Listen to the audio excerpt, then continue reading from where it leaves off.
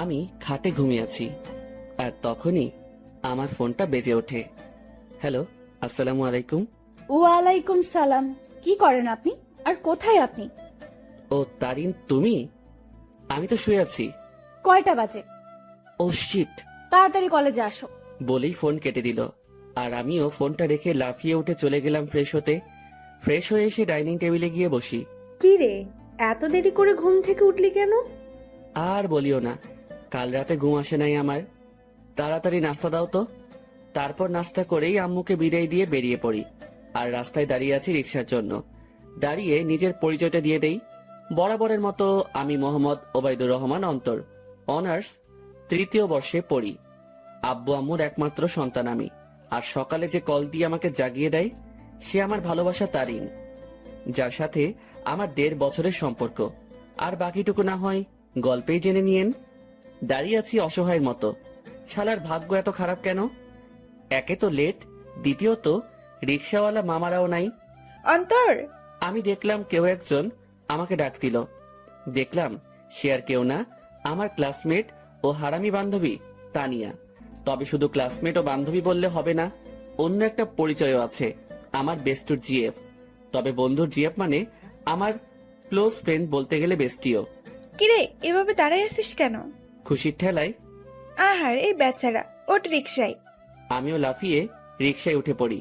তুই না উঠতে দিলেও তোরে লাথি মারি ফেলে আমি রিক্সা নিয়ে চলে যেতাম আর কি। কুত্তা। চুপ কুত্তি। আর মামা রিক্সা চালান, এদের কথা শুনে লাভ নাই। পাবনার পাগলি এতে। রিক্সা চলতেছে আপন গতিতে, আর আমরা রিক্সায় যুদ্ধ করতে ব্যস্ত। রিক্সা ঠিক আমাদের কলেজের গেটে থামে। ওই কুত্তা, ভাড়া দে। দিমু তো গতকালকে। যা, আমি দিচ্ছি, কিপটা কোথাকার। তারপর তানিয়া ভাড়া দিয়ে দেয়। আমি তো মহা খুশি, টাকা বাঁচাইছি। একটা মাত্র কারণে তোকে সহ্য করতেছি, শুধু কাজটা শেষ হোক ব্যাস। যা, তোর কাজ করবো না আমি, মুড়ি খা। তারপর তানিয়ার সাথে ক্লাসের দিকে যেতে লাগি। ক্লাসে যেতেই আমরা দেখলাম স্যার ক্লাস করাতেছে। বাহ, এত তাড়াতাড়ি আসলেন? কি করে আপনারা? না মানে স্যার, রিক্সার চাকা পাঞ্চার হয়ে গেছে, তাই দেরি হয়ে গেছে স্যার। বাহানা বানাইস না, তোরে হাড়ে হাড়ে চিনি আমি। স্যার আজকের জন্য মাফ করে দেন না। যা সিটে বয়, ইম্পর্ট্যান্ট ক্লাস চলছে। আজকে এমনেও নোট দেয়া হবে, নিয়ে নিস। স্যার আমাকে ভালো করে চিনে, যদি কথা বাড়াই তাহলে তার মাথা যাবে, তাই কিছু না বলেই ক্লাসে বসতে দেয়। আমিও বসে পড়ি আর ক্লাসে মনোযোগ দেই। তবে দেখলাম তারিন আমার দিকে অন্যভাবেই তাকিয়ে আছে। ক্লাসটা শেষ হতেই আমি ক্যাম্পাসে চলে গেলাম। দেখলাম তারিনও আসলো। এত লেট কেন আজকে? সরি, আসলে ঘুম থেকে উঠতে লেট হয়ে গেছে। তানিয়ারও কি ঘুম থেকে উঠতে লেট হয়ে গেছে, নাকি সেও তোমার সাথে একত্রে আসলো? আরে সেটা তো আমি জানি না, তাকে জিজ্ঞাসা করো তুমি। আর তুমি তানিয়াকে নিয়ে কথা বলতেছো কেন? সে তো আমার ফ্রেন্ড হয়। তারিন আমার পাশে এসে বসে। দেখো অন্তর, আমি সত্যিই তোমাকে ভালোবাসি, আর তোমাকে হারাতে চাই না। প্লিজ আমাকে চিট করিও না। চিন্তা করিও না, আমি তোমার ভরসা ভাঙবো না। তাহলে বলো, তানিয়ার সাথে কিসের এত কথা তোমার? সময় হলেই বুঝতে পারবা। এখন চলো ক্যান্টিনে চাই। চলো। আর কি বলবো তোমাকে? তোরাই যা, আমি তো আকাশ থেকে ভেসে আসছি। না রে শালা, তুই তো উগান্ডা থেকে আসছিস। দূর বেটা। তাহলে আমি বা কেন বাদ যাব? চলো চারজনেই ক্যান্টিনে গিয়ে নাস্তা করে নেই। তারপর আমরা ক্যান্টিনে যেতে লাগি, কিন্তু তারিন তানিয়াকে দেখে কিছুটা সংকোচ বোধ করতে লাগলো, কারণ অন্তর আর তানিয়ার মধ্যে কিছু তো একটা চলতেছে, যা থেকে সে বিরত। আমরা সকলেই ক্যান্টিনে গেলাম, আর তানভীরকে পাঠালাম নাস্তা আনতে, আর আমরা আড্ডা দিতে ব্যস্ত। কিন্তু তারিন বারবার অন্তরের দিকে তাকাচ্ছে। সে অন্তরের চোখের ইশারা দেখতে লাগে, যা তানিয়াকে দেওয়া হচ্ছে।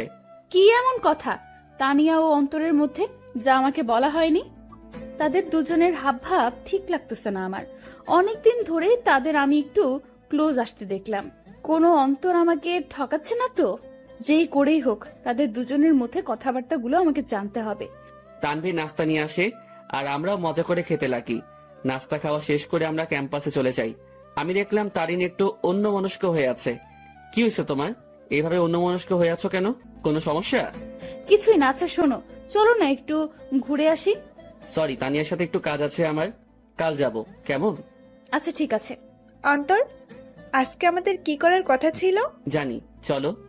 আচ্ছা এভরিবডি, ঠিক আছে, পরে কথা হবে। আমার আর অন্তরের একটা কাজ আছে। ঠিক আছে যাও। আর অন্তর সাবধান শালা।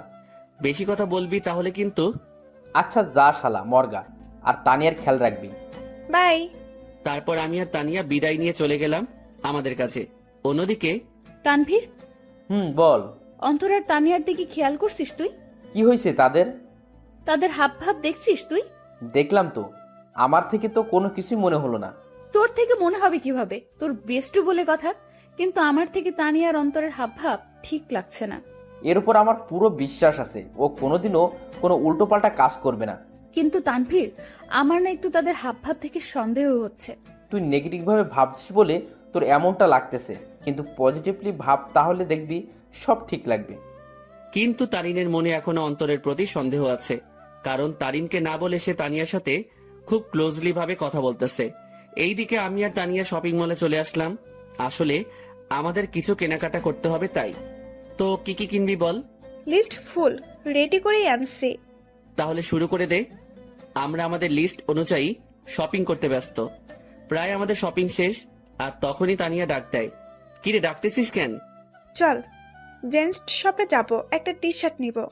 আমার জন্য নিবি? হ্যাঁ, আমাকে পাগলা কুকুর পাইছে তো। আসলে তোরে পাগলা কুকুরে পাইছে? অন্তর, এটা কিন্তু বেশি হইতেছে। ও মা গো, টুরুলা। আচ্ছা চল। তারপর গেলাম টি শার্ট কিনতে, মানে তানিয়া কিনবে আর আমি দেখবো। কি কালার পছন্দ তানভীরের? আমি আর তানভীর প্রায় সেম কালার পছন্দ করি। বুঝছি, হাইরে চয়েস রে। তারপর তানিয়া ঘুরে ঘুরে দেখতে লাগলো, আর কয়েকটা টি শার্ট নিয়ে আমার কাছে আসে।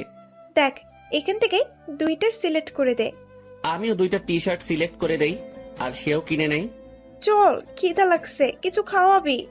চুপচাপ বাসায় গিয়ে খেয়ে নিস, এমনিও টাকা আছে কিনা জানি না। চুপ কিপটা, তোর জন্যই তো আমি শপিং মলে আসছি, আর তোর জন্যই তো শপিং করলাম। এখন কিপটামি করিস না, চল রেস্টুরেন্টে।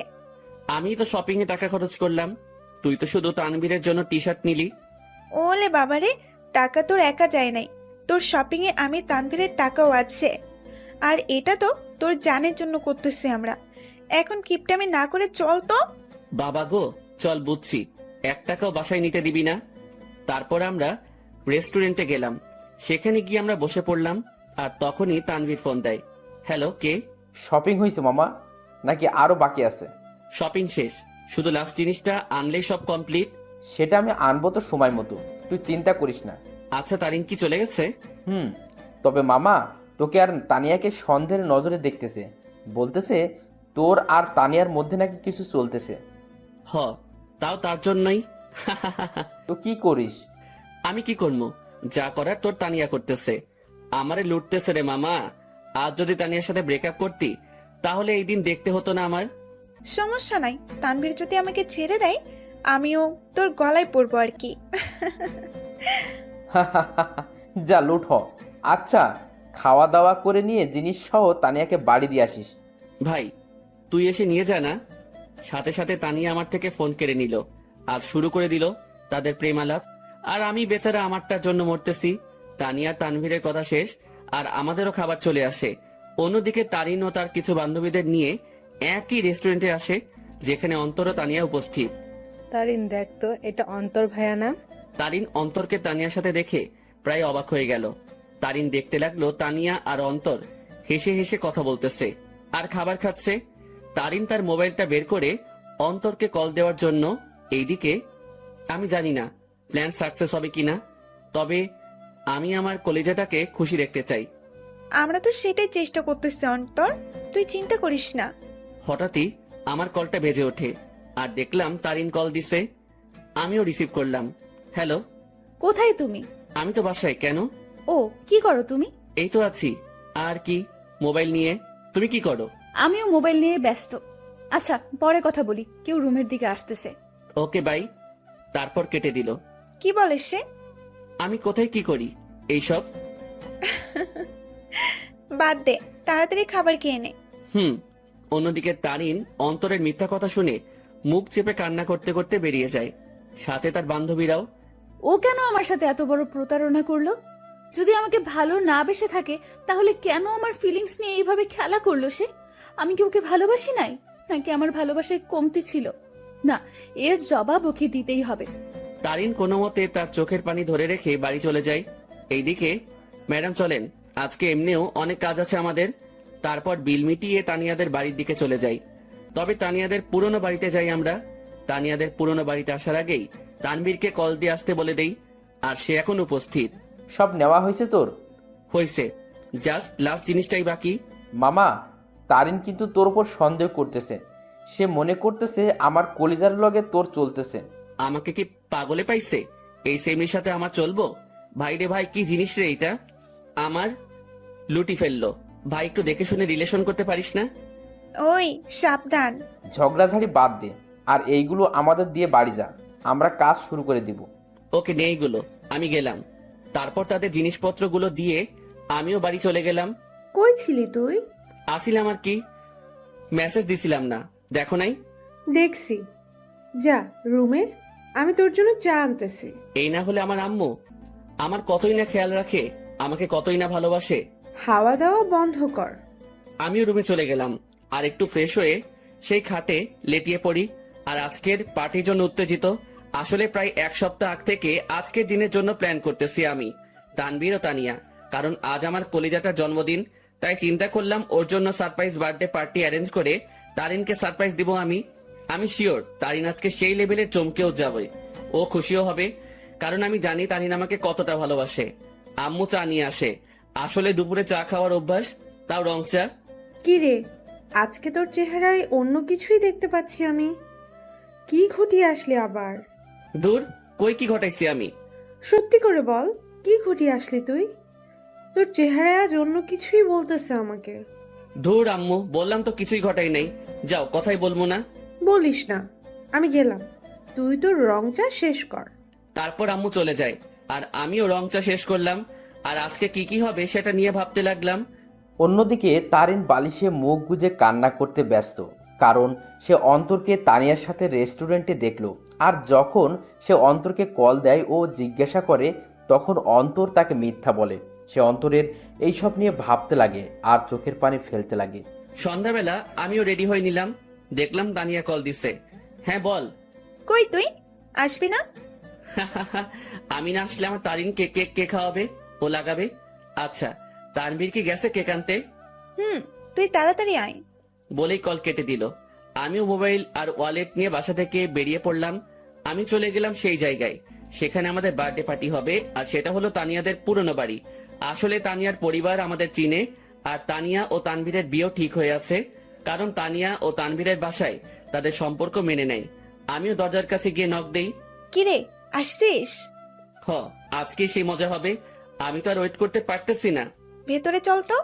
আমিও ভিতরে চলে যাই। অন্যদিকে তানিনের বান্ধবী নিশু দেখে অন্তর ও তানিয়ার কথাবার্তা শুনে অবাক হয়ে যায়। এটা আমি কি শুনলাম?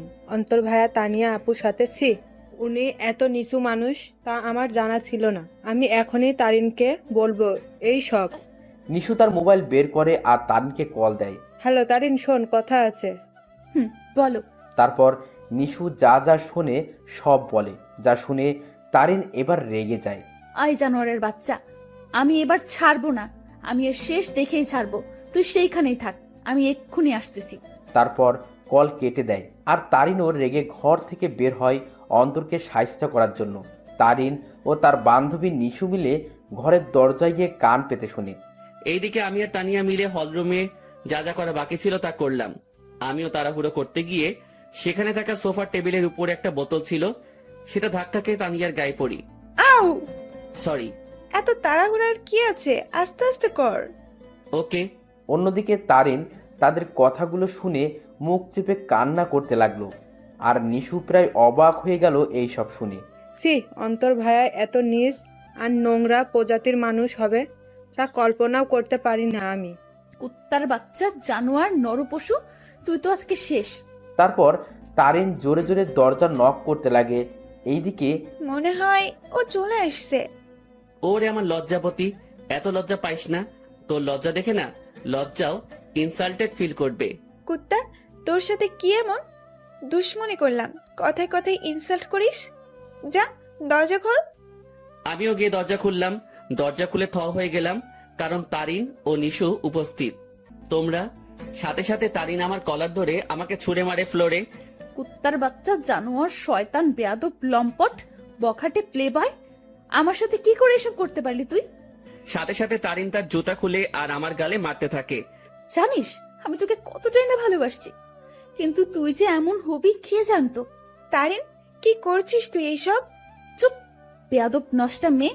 তুইও কম না, তোর আর তানভীরের বিয়ে ঠিক হয়ে থাকার পরেও তুই আমার বয়ফ্রেন্ডের সাথে ছি। আর তুই, তোকে কতই না ভালো ভাবছিলাম আমি, কিন্তু তুই তো আস্ত একটা লুচ্চা, বেয়াদব, লম্পট, মানে যত খারাপই বলি না কেন তার থেকেও নিচ তুই। আমি তারিনের অবস্থা দেখে অবাক হয়ে গেলাম, আর সে তো আমাকে তার পায়ের জুতো দিয়ে আমাকে মারলো। তার এই ব্যবহার দেখে আমার চোখ দিয়ে টপ টপে পানি পড়তে লাগে। আজ তারিন আমার সাথে এটা করতে পারলো? আমি কি এমন অপরাধ করলাম যার জন্য তারিন আমাকে এতগুলো কথা শোনালো আর জুতার বাড়িও দিল? তোর যদি রুম ডেট করার এত ইচ্ছা ছিল আমাকে বলতি, কিন্তু তুই কি না। এই লুচ্চা প্লে বয়, তোর কি একটুও মনে সংকোচ বোধ করে নাই? নিজেই নিজের বেস্ট ফ্রেন্ডের হবু বউয়ের সাথে তুই। আমার তো মন ভেঙে ফেললি, কিন্তু কি করে নিজের বেস্ট ফ্রেন্ডকেও ধোকা দিলি তুই? বলেই তারিন আমাকে জুতা দিয়ে মারতে লাগলো।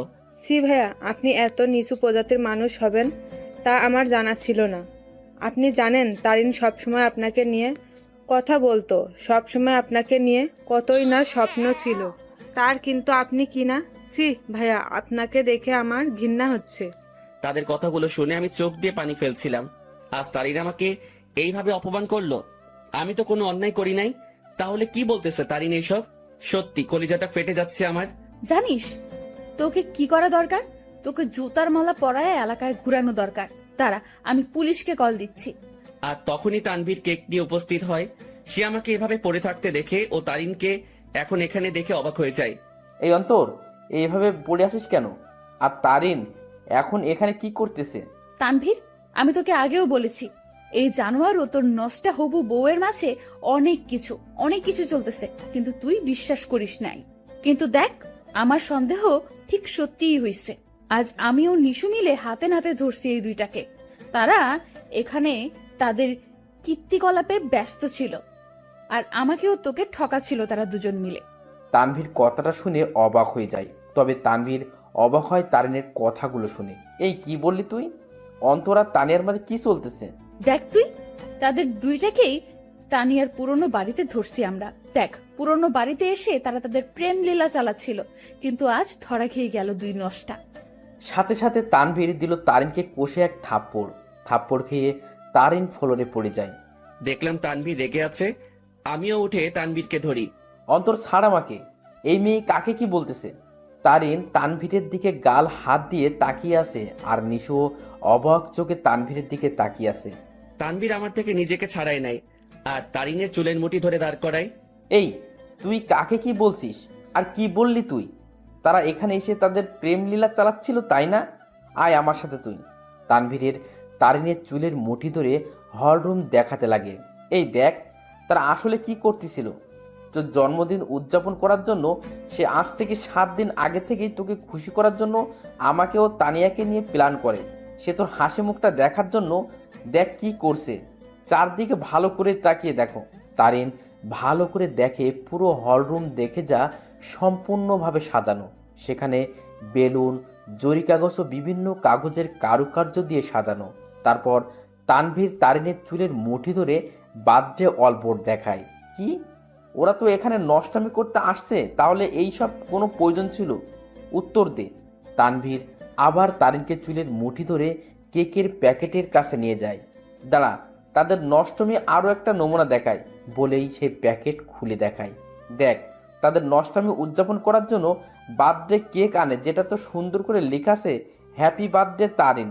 তারিন এইসব দেখে তাদের মনের মধ্যে অন্তরের বিরুদ্ধে যত সন্দেহ ঘৃণা ছিল সব দূর হয়ে যায়, আর সেই সেখানেই হাউমাউ করে কান্না করে দেয়।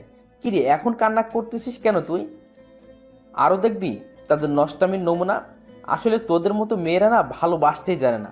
শুধু মুখে ভালোবাসি ভালোবাসি বললেই হয় না, মনে প্রাণে বিশ্বাসও করতে হয় ভালোবাসার মানুষকে।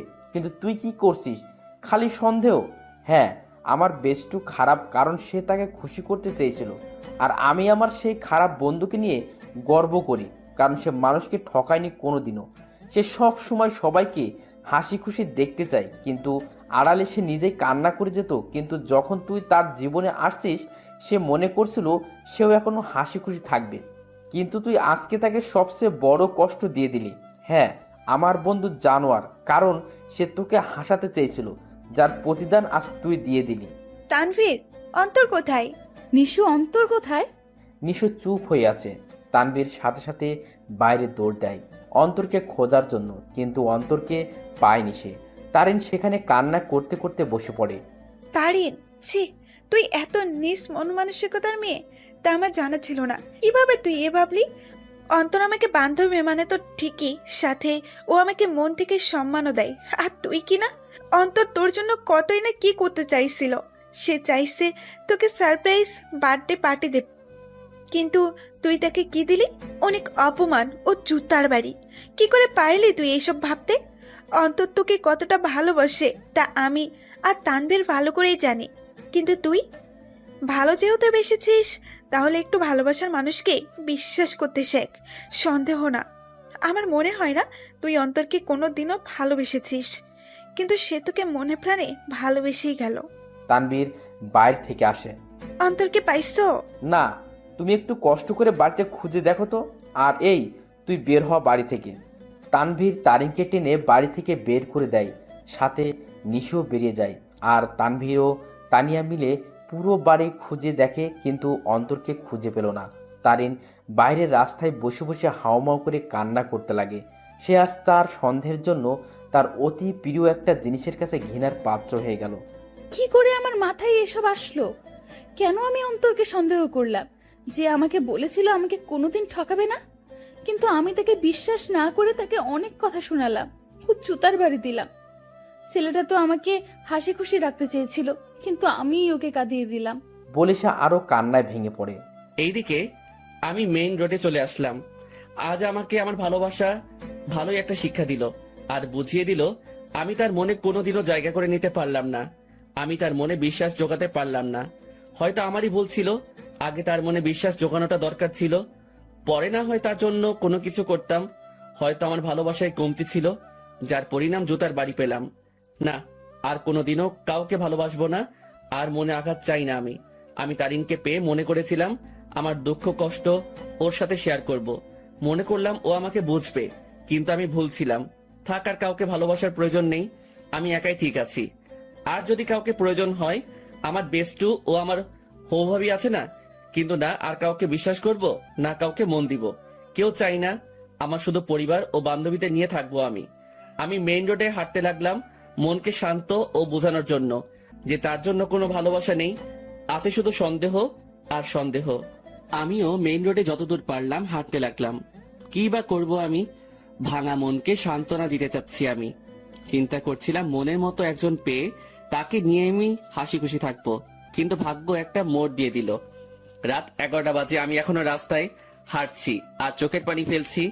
আমার ফোনটাও অফ করে রাখছিলাম যাতে কেউ আমাকে বিরক্ত না করতে পারে, কারণ আমি একটু একা থাকতে চাই। রাত 12টা বাজে, আমি রাস্তার এক কোণায় বসে আছি। তবে আজ আমার নেশার সাহায্য নিতে ইচ্ছা করছে, তাই আমিও উঠে হাঁটতে লাগলাম আর খুঁজতে লাগলাম কোনো দোকান খোলা আছে কিনা। আমি দেখলাম একটা টঙের দোকান খোলা, তাই আমিও চলে গেলাম। কি চাই মামা? আমি সংকোচ বোধ করতে লাগলাম, কারণ আমি আজ পর্যন্ত কোনো দিনও কোনো দোকানে গিয়ে সিগারেট চাই নাই। আরে ভাই, বলবেন তো কি লাগবে? সিগারেট লাগবে? আরে এটার জন্য এভাবে সংকোচ বোধ করছেন কেন ভাই? বলেন কি সিগারেট দিব? আমি বেশিরভাগই ডার্বি, ব্যানসন ও গোল্ডলিপের কথা শুনেছিলাম, তাই চিন্তা করলাম তিনটাই নিয়ে নেই। ডার্বি, ব্যানসন ও গোল্ডলিপ তিনটার এক প্যাকেট দিয়ে দেন। তারপর দোকানদার আমাকে দেয় আর আমিও টাকা দিয়ে দেই। সাথে একটা লাইটারও নিয়ে নিলাম। আমিও যেতে লাগি। ভাই একটা কথা বলবো? জি বলেন। ভাই আমি এই প্রথম দেখলাম কেউ একসাথে 3 ধরনের সিগারেট নিল। ভাই আপনারা কি গ্রুপ মিলে আড্ডা দিবেন নাকি? সেটা আপনি না জানলেও চলবে। আপনার কাজ সিগারেট বিক্রি করা, এই সকল প্রশ্ন করা না। বলেই চলে আসলাম সেখান থেকে। তারপর আমিও আবারও মেইন রোডে গিয়ে সিগারেট ধরালাম। হাতে সিগারেট খাবো কি খাবো না তা ভাবতে লাগলাম। পরে এইসব ভাবনা চিন্তা বাদ দিয়ে সোজা খাওয়া শুরু করে দিলাম। প্রথমে একটু কষ্ট লাগলেও পরে ঠিক লাগতে লাগলো। প্রথমে গোল্ডলিপ, এরপর ব্যানসন, এরপর ডার্বি খেলাম। একটা শেষ হতেই অন্য একটা ধরিয়ে দিলাম। এভাবে 3 প্যাকেটই প্রায় শেষ। শুধু ডার্বির 4টা সিগারেট বাকি আছে। দেখলাম 1টা বাজে। পরে মনে পড়লো বাসার কথা, তাই মোবাইলটা অন করলাম। অন করতেই আম্মু আব্বুর প্রায় 150-র উপরে SMS এবং সাথে সাথে আব্বুর ফোন। হ্যালো, কি রে? কই তুই? ফোন বন্ধ কেন তোর? আরে মোবাইল হঠাৎই বন্ধ হয়ে যায়, এতে আমার দোষ কোথায়? কি রে, তুই রেগে আছিস কেন? কি হয়েছে? আমার ইচ্ছা, আমার লাইফ, আমি যা খুশি করব। ফোনটা রাখো, আর আমি পরে আসবো, একটা পার্টিতে আছি, বাই। বলেই কল কেটে দিলাম। এরপর বাকি যে সিগারেটগুলো ছিল সেগুলো একটার পর একটা শেষ করলাম। আমি চাচ্ছি সিগারেটের ধোঁয়া দিয়ে নিজের কষ্টটাকেও উড়িয়ে দিতে। প্রায় 2:30টা বাজে। আমি বাসার দিকে গেলাম। আমি দরজায় টান দিতেই দরজা খুলে যায়, আর আমি বাড়ির দরজা বন্ধ করে দিয়ে রুমে চলে যাই। শুয়ে থাকতে থাকতে ঘুম চলে আসে। অন্তর, অন্তর, আব্বু ওঠ, আর কতক্ষণ ঘুমাবি? সকাল হয়েছে তো। আম্মুর ডাকে আমি উঠে পড়ি। এভাবে কি দেখো তুমি? তোর চোখ লাল হয়ে আছে কেন? ধুর, বোকার মতো কথা বলিও না তো। কাল রাতে আসলাম কয়টায়, আমি ভালো করে ঘুমোতে পারি নাই তো, তাই। আমিও উঠে বাথরুমে ফ্রেশ হতে চলে যাই। সেখানে আমি আয়নায় আমার চোখগুলো দেখতে লাগলাম। আসলে আমার চোখগুলো লাল হয়ে আছে, তবে একটু ভয়ঙ্কর লাগতেছে দেখতে। এখন আমার চোখগুলো দেখলে মনে হবে আমি কোনো এক নরপশু হিংস্র হয়ে আছি, আর শিকার পেলে সোজা গিলে ফেলবো। আমি খেয়াল করলাম আমার গায়ের থেকে সিগারেটের গন্ধ আসতেছে, তাই পকেটে যা যা ছিল সব বের করে এক সাইডে রেখে সেই অবস্থায় গোসল করে নিলাম। তারপর রুমে গিয়ে একটা টি শার্ট ও প্যান্ট নিয়ে আবার বাথরুমে চলে গেলাম আর চেঞ্জ করে নিলাম। এরপর আমি আমার রুমে আয়নার সামনে গেলাম। সেখানে গিয়ে নিজেকে দেখতে লাগলাম। একদিনে কি থেকে কি হয়ে গেলাম আমি। আমার চুলগুলো ভেজা অবস্থায় আছে, তাই সেগুলো নেমে আছে, আর চুলগুলো বড় হওয়ার কারণে চোখ বরাবর আসলো। তবে সেই অবস্থায় নিজেকে দেখলাম আর নিজেই প্রায় ভয় পেয়ে গেলাম, কারণ আমার চুল ও চোখের জন্য একটা কি বলবো ভাই, বাদ দেন। আমিও ডাইনিং রুমে চলে গেলাম। দেখলাম আব্বুও উপস্থিত। আমিও টেবিলে বসলাম। কি রে, কাল রাতে কই ছিলি? একটা ফ্রেন্ডের বাসায় বার্থডে পার্টিতে ছিলাম। আমাদের একটু বলে যাইতি, ভালো হইতো। আমাদের কি চিন্তা হয় না তোর জন্য? সাথে সাথে টেবিলের উপর থেকে একটা গ্লাস নিয়ে ফ্লোরে আছাড় মেরে ভেঙে ফেলি। আমাকে পাইছোটা কি তোমরা? আমি কি মেয়ে নাকি যে আমাকে নিয়ে চিন্তা হয়? যদি এতই চিন্তা হয় তাহলে কেন বাইরের দুনিয়া দেখাইছো আমাকে? ঘরে আটকায় রাখলেই হইতো। আমার অবস্থা দেখে আম্মু আব্বু দুজনেই নিস্তব্ধ হয়ে গেল, আর আমিও টেবিল থেকে উঠে সোজা রুমে চলে গেলাম। তখন মনে পড়লো ফোনের কথা। আমিও ফোনটা হাতে নিলাম। দেখলাম তারিনের নাম্বার থেকে অনেকগুলো মিসড কল। আমি ফোনটা খাটের উপরে ছুঁড়ে মারি। ফোন বাজতে লাগলো। দেখলাম আননোন নাম্বার থেকে কল আসছে। আমিও রিসিভ করলাম। হ্যালো, আসসালামু আলাইকুম, কে বলছেন? হ্যালো, কোথায় তুমি? কলেজে আসো নাই কেন? দেখো, দোহাই লাগে, একটিবার দেখা করো আমার সাথে। ওই আমাকে পাইছিস কি তুই? যখন ইচ্ছা কষ্ট দিবি, যখন ইচ্ছা পিরিত দেখাবি, তাই না? আর কোনো দিনও আমাকে কল দিবি না। তোর মতো ভালো মেয়ের সাথে আমার মতো লুচ্চা নষ্টা প্লে বয়ের কথা বলা উচিত না। রাখ ফোন। বলে কল কেটে দিলাম আর মোবাইলটা খাটে ছুঁড়ে ফেলি। লাগবে না কারো ভালোবাসা আমার, একাই ঠিক আছি আমি। অনেক কষ্ট দিয়ে এখন আলগা পিরিত দেখাইতে আসছে। না, এই সিমটাই ভেঙে ফেলবো আমি। না থাকবে সিম, না হবে কন্ট্রাক্ট। আমি মোবাইলটা হাতে নিয়ে তা খুলে সিম নিয়ে নেই আর সেটা ভেঙে ফেলি, আর খাটে শুয়ে পড়ি চোখটা বন্ধ করে। হঠাৎই কেউ একজন আমার মাথায় হাত বুলিয়ে দিতে লাগে। আমিও চোখ খুলে দেখি আম্মু মাথায় হাত বুলিয়ে দিচ্ছে। কি রে আব্বু, কি হয়েছে তোর? একটু বল তো আমাকে। কিছু হয় নাই আমার। আচ্ছা, দেখি আমি নাস্তা খাইয়ে দিই। আচ্ছা দাও। তারপর দেখলাম আম্মু নাস্তা নিয়েই আমার রুমে আসে আর প্লেট নিয়ে আমাকে খাওয়াই দিতে লাগে। আচ্ছা শোন, তোর নানু কল দিছিল, এক কাজ কর, তুই কয়েকদিন সেখান থেকে ঘুরে আয় না। আচ্ছা ঠিক আছে, যাব। ঠিক আছে, আজই চলে যা, তাহলে ভালো হবে। ঠিক আছে। আম্মু আমাকে নাস্তা খাওয়াই দিয়ে চলে যায়, আর আমিও চিন্তা করলাম আমার উপর এমনিও অনেক কিছুই গেছে, তাই একটু রিফ্রেশমেন্টের প্রয়োজন, তাই যাওয়াই উচিত। আমিও আমার ব্যাগ গুছিয়ে নিলাম। দেখলাম সকাল 11টা বাজে। আমি ব্যাগ নিয়ে রুম থেকে বেরিয়ে পড়লাম। আম্মু আব্বুর থেকে বিদায় নিয়ে আমি চলে গেলাম বাস স্টেশনে। আমিও টিকিট কাউন্টারে যেতেই শক খেয়ে গেলাম। কিরে, এখন কোথায় যাস? আমি কি বলবো বুঝতে পারতেছি না, কারণ আমার সামনে তানভীর দাঁড়িয়ে আছে। শালা তুই তুই এখানে কি করতেছিস? শালা আমাকে একা করে কই যাচ্ছিস? আর ফোন বন্ধ কেন তোর? এমনি। এখন তুই এখানে কেন? আর কই যাচ্ছিস তুই? যাইতেছি আর কি, বেস্টুর নানার বাড়ি। মানে আমি তুই একই জায়গায় যাচ্ছে মামা। এবার কথা বলিস না, টিকিট নে। আমি আর কোনো কথা না বলে টিকিট নিতে গেলাম, কিন্তু প্রশ্ন হলো এই হারামি কি করে জানলো আমি যে এলাকা ছাড়তেছি? জি, 2টা টিকিট দেন তো জায়গার জন্য। নিয়ে নি, পরের বাস দেরি আছে। ঠিক আছে দেন তাহলে। আমি 2টা টিকিট নিয়ে নিলাম, কিন্তু আমরা দুজন দু প্রান্তে বসতে হবে। আমরা বাসে উঠলাম। আমি শুধু একটা ব্যাগ নিয়ে আসলাম, যেটাতে কিছু জামা কাপড় ও আমার কিছু প্রয়োজনীয় জিনিস আছে। আমি আবার সিটে বসলাম। যাক ভালোই, আমাকে জানালার পাশ দেওয়া হয়েছে। এবার প্রকৃতি উপভোগ করতে করতে নানার বাড়ি যাওয়া যাবে। আমি দেখলাম তানবীর আমি যে শাড়িতে বসলাম সে আমার বাম পাশে শাড়ির আমার সিট বরাবর 3 সিট পর তার সিট। আমি সিটে বসে আছি আর বাস ছাড়ার অপেক্ষা করতেছি। আমি জানালা দিয়ে বাহিরে দেখতে লাগি। এক্সকিউজ মি, এটা আমার সিট, আমি কি এখানে বসতে পারি? আমি কথা শুনে সাথে সাথে তাকালাম। দেখলাম একটা কালো বোরকা পরা একটা মেয়ে এই কথা বলল। কোনটা আপনার সিট? জি, আপনার পাশের সিট আমার। আমি কি এখানে বসতে পারি? পড়ে গেলাম মুসিবতে। আমি কিনা সিট পেলাম, তাও একটা মেয়ের পাশের সিট। হয়তো অনেক ছেলে এই জিনিসটাকে তাদের জন্য সৌভাগ্য মনে করে, কিন্তু আমার জন্য এইসব দুর্ভাগ্য। কারণ আমি অন্য ছেলেগুলোর মতো মেয়ে পাগল না। তবে হ্যাঁ, একজনকে নিয়ে স্বপ্ন দেখেছিলাম, কিন্তু থাক, সে অতীতকে মনে না করাই ভালো। সেটা জাস্ট আমার জন্য একটা দুঃস্বপ্ন ছিল। এই যে মিস্টার, এখন কি বসতে দিবেন? আজব তো, আপনার সিট আপনি বসবেন, এটা নিয়ে তো মাথা খাওয়ার কি আছে? বসেন আপনার সিটে। তারপর মেয়েটা আমার পাশের সিটে বসে পড়ে। তবে আমার একটু আনইজি লাগতেছে। আমি তানভীরকে দেখতে লাগলাম। তানভীরের সাথেও একটা বোরকা পরা মেয়ে বসছে, আর সে তো পিড়িতিরে আলাপ করতে ব্যস্ত। আপু একটা কথা বলি, কিছু মনে করিয়েন না। আপনি যদি আমার বন্ধুর সিটে গিয়ে বসতেন তাহলে একটু ভালো হতো। সরি, পারবো না।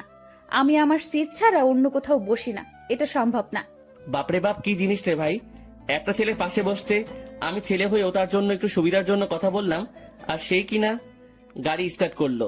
গাড়ি চলতে লাগলো আপন শক্তিতে, আর আমিও জানালার বাহিরে তাকিয়ে প্রকৃতি উপভোগ করতে ব্যস্ত। আচ্ছা, যদি কিছু মনে না করেন, আমাকে কি জানালার সিটটা দিবেন? আমি এ দেওয়া নেওয়া বন্ধ করে দিছি। যেটা নিজের সেটাকে নিয়েই থাকি, আর আমার জানালার সিট পড়ছে তাই আমি এখানে থাকবো। দিবেন না ভালো কথা, এত অ্যাটিটিউড দেখাচ্ছেন কেন? আমার অ্যাটিটিউড বেশি তাই দেখাচ্ছি। নাও প্লিজ সাইলেন্ট। কিছুক্ষণ নীরবভাবে বসে বসে বাহিরের প্রকৃতি দেখতে লাগলাম, আর প্রকৃতির বাজেও হারিয়ে যেতে লাগি। আর তখনই তারিনের মিষ্টি হাসিটি মনে চলে আসলো। সাথে সাথে আমি প্রকৃতি থেকে আমার মনোযোগ সরিয়ে নিলাম। কি হলো, শখ খেলেন নাকি? আমি কিছুই না বলে আমার পকেট থেকে মোবাইল আর ইয়ারফোনটা বের করে কানে লাগিয়ে দিলাম, আর গান শুনতে লাগলাম। কিছুক্ষণ গানের মধ্যে মগ্ন ছিলাম আমি, আর তখনই পাশ থেকে খোঁচা দেয়। সমস্যা কি? গান শুনছিলেন? না তো, ব্যাডমিন্টন খেলছিলাম। এত রাগ আর কি আছে? আপু আপনার সমস্যাটা কি বলবেন? কোনো সমস্যা নেই। আচ্ছা, আপনি কি রোমান্টিক গান শুনছিলেন? বুঝছি। আপু আসেন আপনি জানালার সিটে। মেয়েটাও খুশি হয়ে জানালার সিটে বসে, আর আমি পারতেছি না যে এখনই বাস থেকে নেমে যেতে। মেজাজটা খারাপ আগে থেকেই, আমার এখন আরো খারাপ করে দিল। আমি তানবীরকে দেখলাম শালা মেয়ের সাথে পিরিতির আলাপ করতেছে। হয়তো শালা ভুলেই গেছে তার বিয়েও ঠিক হয়ে আছে। আমি তানবীরকে ডাক দিলাম। তানবীর সিট থেকে আসে কোনো মতে দাঁড়ায়। মেয়ে পেয়ে তো ভালোই কাজ চালাচ্ছিস, শালা ভুলে গেছিস তোর বিয়ে ঠিক হয়ে আছে? নাকি তানিয়ারে কল দিয়ে বলমু? আরে দোস্ত, মেয়েটা অনেক ফ্রেন্ডলি বিহেভ করে ভাই, অনেক হাসি আড্ডাও করে, তাই আর কি একটু। আমিও তানিয়ারে কল দিয়ে একটু। না না, কল দিস না দোস্ত, না হলে সব শেষ হয়ে যাবে বেটা। হোক শালা, সব শেষ। তোর পাশেও তো একটা মেয়ে, তার সাথে তুইও ফ্ল্যাট কর, কে বারণ করলো তোরে? সেটাই তো সমস্যা। এক কাজ কর, তোর পাশের মেয়েটাকে এখানে পাঠাই দে কষ্ট করে, না হলে। এই যে মিস্টার, মেয়েদের পাশে বসলে সমস্যা কোথায়? এলার্জি আছে আমার। এবার কথা বলিয়ে না, একদম চুপ থাকেন। আচ্ছা দোস্ত, আমি পাঠাচ্ছি। তারপর তানভীর চলে গেল, আর তানভীরের পাশের মেয়েটা আসে। আমি ওনাকে সিটটা দিয়ে আমি তানভীরের পাশে বসে পড়ি, আর সেখানে কানে ইয়ারফোন লাগিয়ে গান শুনতে লাগি। বাস বিরতির জন্য থামলো। তানভীর চল একটু ফ্রেশ হয়ে নেই, আর কিছু খেয়ে নেই। চল। তারপর আমরা বাস থেকে নামলাম, আর একটু হালকা হয়ে নিলাম। তারপর দুজনেই খাবার খেয়ে নিলাম। তবে টেবিল থেকে উঠতেই ঠিক আমার পিছন বরাবর টেবিলে সেই 2টা মেয়ে উপস্থিত। আমি তাদের দেখেও না দেখার ভান করে চলে গেলাম হাত ধুতে। তারপর হাত ধোয়া আমি তানভীরের কাছে গেলাম। তুই খা, আমি বিল দিয়ে দেই। না, বিল দিস না, আমি দিব। তুই কেন দিবি? তুই আমার সাথে আসছিস, তাই তোর বিল আমি দিব। মামা বেইমানি হবে কিন্তু। যা যা তুই দে, এমনিও কিপটা তুই, দে শালা। তারপর তানভীর খেয়ে বিল দিল আর কিছু খাবার নিয়ে নিল। আমরা বাসে উঠে যাই আর আমাদের আসার পরেই সেই মেয়ে দুইটাও আসে। কিছুক্ষণ পরে বাসটা ছেড়ে দেয় আর আমিও কানে ইয়ারফোন দিয়ে গান শুনতে লাগি। প্রায় 2.5 ঘন্টা পরে আমরা আমাদের গন্তব্যে পৌঁছে যাই। আমরা বাস থেকে নামি আমাদের ব্যাগ নিয়ে। কিছুক্ষণ পরেও দেখলাম সেই মেয়েগুলো। আমি তাদের দেখেও না দেখার ভান করে আমি মোবাইলটা বের করলাম আর মামাকে ফোন দিলাম। হ্যালো মামা, কই তুমি? আরে আমি সিএনজি স্টেশনের সামনে। পরে আমি মামাকে দেখলাম আর কলটা কেটে দিয়ে আর তানভীরকে দিয়ে মামার কাছে চলে গেলাম। মামা আমাকে দেখে জড়িয়ে ধরে। কেমন আছিস অন্তর? ভালোই আছি। তোমাকে কয়বার বললাম আমার জন্য গ্রামের একটা সুন্দরী খুঁজতে, যাতে বিয়ে করতে পারি। বজ্জাত, এখনো ফাজলামি যায় নাই তাই না? কেমনে যাবে? মুই লেজেন্ডারি ফাজিল। আর মামা, এ হলো আমার বেস্ট, যার কথা তোমাকে বলতাম। কেমন আছো তানভি? তোমার কথা আমাকে এই ফাজিলটা প্রায় সময় বলে থাকে। জি ভালো, আপনি কেমন আছেন? ভালো। আচ্ছা তোরা চল আমার সাথে। তারপর মামা একটা সিএনজি ভাড়া করে, কিন্তু মামা কাকে যেন খুঁজতে লাগলো। কাকে খুঁজো মামা? আরে আরো 2 জন আসবে, আব্বু বলছিল। কি অবস্থা তার শরীরের? ভালোই আছে আব্বু। আর আব্বু বলছিল তার নাকি কোনো বন্ধুর 2টা নাতনিও আসবে, তাদেরও নিয়ে যেতে বলল। ও আচ্ছা। তার কিছুক্ষণ পর মামা কাকে দেখে যেন চলে যায় আমাদের সিএনজির কাছে রেখে। আর কিছুক্ষণ পরে মামার সাথে 2টা মেয়ে আসে। তাদের দেখে আমি অবাক হয়ে গেলাম, কারণ এরা হলো সেই মেয়েগুলো যেগুলো আমাদের সাথে বসেছিল। আমি অবাক চোখে দেখতে লাগলাম। তোরা ওঠ, আমি বাইকে যাই। মামা বাইক আনছো? কেন? মামা তুমি সিএনজি করে চলে যাও, আমি বাইক নিয়ে আসতেছি। ভুলেও না। প্লিজ মামা, অনেকদিন পরে বাইক পাইলাম। কাল চালাস। আর কিছু বললাম না, কারণ মামার সাথে কথা বাড়ায় লাভ নাই। আমি আর তানভীর সিএনজিতে উঠে পড়ি আর পিছে সেই 2টা মেয়েই মজা করে বসে পড়ে। তারপর সিএনজি চলতে লাগে তার আপন গতিতে। আমিও গ্রামের পরিবেশ উপভোগ করতে করতে যেতে লাগি। মামা তার বাইক নিয়ে চলে যায়। আমরা আমার নানার বাড়ি পৌঁছে যাই। আমি দেখলাম নানা ভাই দরজায় দাঁড়ায় আছে। আমি নানা ভাইয়ের কাছে গেলাম আর নানা ভাইকে সালাম করলাম। নানা ভাই, কেমন আছিস? তারপর নানা ভাই আমাকে জড়িয়ে ধরে। আমি তো ভালোই আছি, তবে তোমার খবর জিজ্ঞাসা করবো না, কারণ তোমাকে দেখে পাওয়ারফুল মানুষ মনে হচ্ছে। কি মনে করিস? আমার অনেক শক্তি বলেই তো 80 বছরে বেঁচে আছি। কিন্তু নানা ভাই, আমি তো শুনছি ভালো মানুষ তাড়াতাড়ি মরে আর শয়তান নাকি অনেক বছর বাঁচে। চুপ বেটা, ভিতরে যা। আমারে ধমকায় লাভ নাই নানা ভাই। তারপর তানভীরকে আমার কাছে ডাক দিলাম। নানা ভাই, আমার বন্ধু তানভীর, ও আমার সাথে আসছে। আসসালামু আলাইকুম। ওয়ালাইকুম আসসালাম। আমার বজ্জাত নাতিটা আমাকে নানা ভাইকে ডাকে, তুমিও আমাকে নানা ভাই ডাকতে পারো। জি আচ্ছা। মানিক, অন্তর তোর বন্ধুকে তাদের রুম দেখিয়ে দে। আচ্ছা আব্বু, তোরা আয় আমার সাথে। আমরা 2 জন মামার সাথে যেতে লাগি। আসলে নানাদের বাড়িটা বলতে গেলে বড় একতলা বিল্ডিং, যেটা একটু বড় করে বানানো হয়। মামা আমাদের একটা রুমে নিয়ে যায়। এটা তোদের রুম। আর তানভীর, তুমি আমাকে মামা ডাকতে পারো, অন্তর যেমনটা ডাকে আর কি। মামা না, এখন থেকে মামু ডাক মনে। আস্তে আস্তে শুরু করে দিলে। দাঁড়া, তোরে বিয়েটা করায়ে দিয়ে তোর বউয়ের হাতে তোরে শায়েস্তা করবো আমি। আগে নিজের গদি সামলাও। লাস্ট টাইম মামিকে দিয়ে কি করছিলাম মনে আছে নাকি? এবার আগের বারের থেকেও ডাবল হবে। তোরা ফ্রেশ হয়ে হলরুমে আয়, আমি গেলাম। কিরে ভাই, তুই তোর মামার থ্রেট দেশ? আরে বেটা, আসলে আমাদের পরিবারটা একদম ফ্রেন্ডলি, তাই সবার সাথে হাসি মজা করেই থাকি। তোর মতো আমি একটা পরিবার পাইলে হইতো। আমার পরিবার মানে তোর পরিবার বেটা। এখন কথা না বলে ফ্রেশ হয়ে নে। তারপর তানভীর ফ্রেশ হয়ে নিল। এরপর আমিও ফ্রেশ হয়ে নেই আর দুজনেই হল রুমে যাই। সেখানে আমার মামাতো ভাই শান্ত বসে বসে মামা ও নানা ভাইয়ের সাথে কথা বলতেছে। কিরে শান্ত, কি অবস্থা তোর? শান্ত আমাকে দেখে আমার কাছে চলে আসে। সে 9-এ পড়ে। অন্তর ভাইয়া, কি খবর তোমার? কেমন আছো? ভালো আছি, কিন্তু তোর থেকে আমি এটা আশা করিনি। আমি আবার কি করলাম? তুই নাকি গোপনে বিয়ে করে ফেলছিস। দূর ভাইয়া, কি বলো এইসব তুমি? আমার কথা একটু ভাবলি না? আমি তোর থেকে কত বড়, অথচ বিয়ের দিক দিয়ে ছোট বানাই দিলি। কেমনে পারলি এটা করতে তুই? তোর তো বলছিলাম আমার জন্য মেয়ে খুঁজতে, আর তুই কি না, কাজটা ভালো করিস নাই তুই। দূর ভাইয়া, কে বলেছে তোমারে আমি বিয়ে করছি? আমার বিয়ের বয়স হয়েছে নাকি?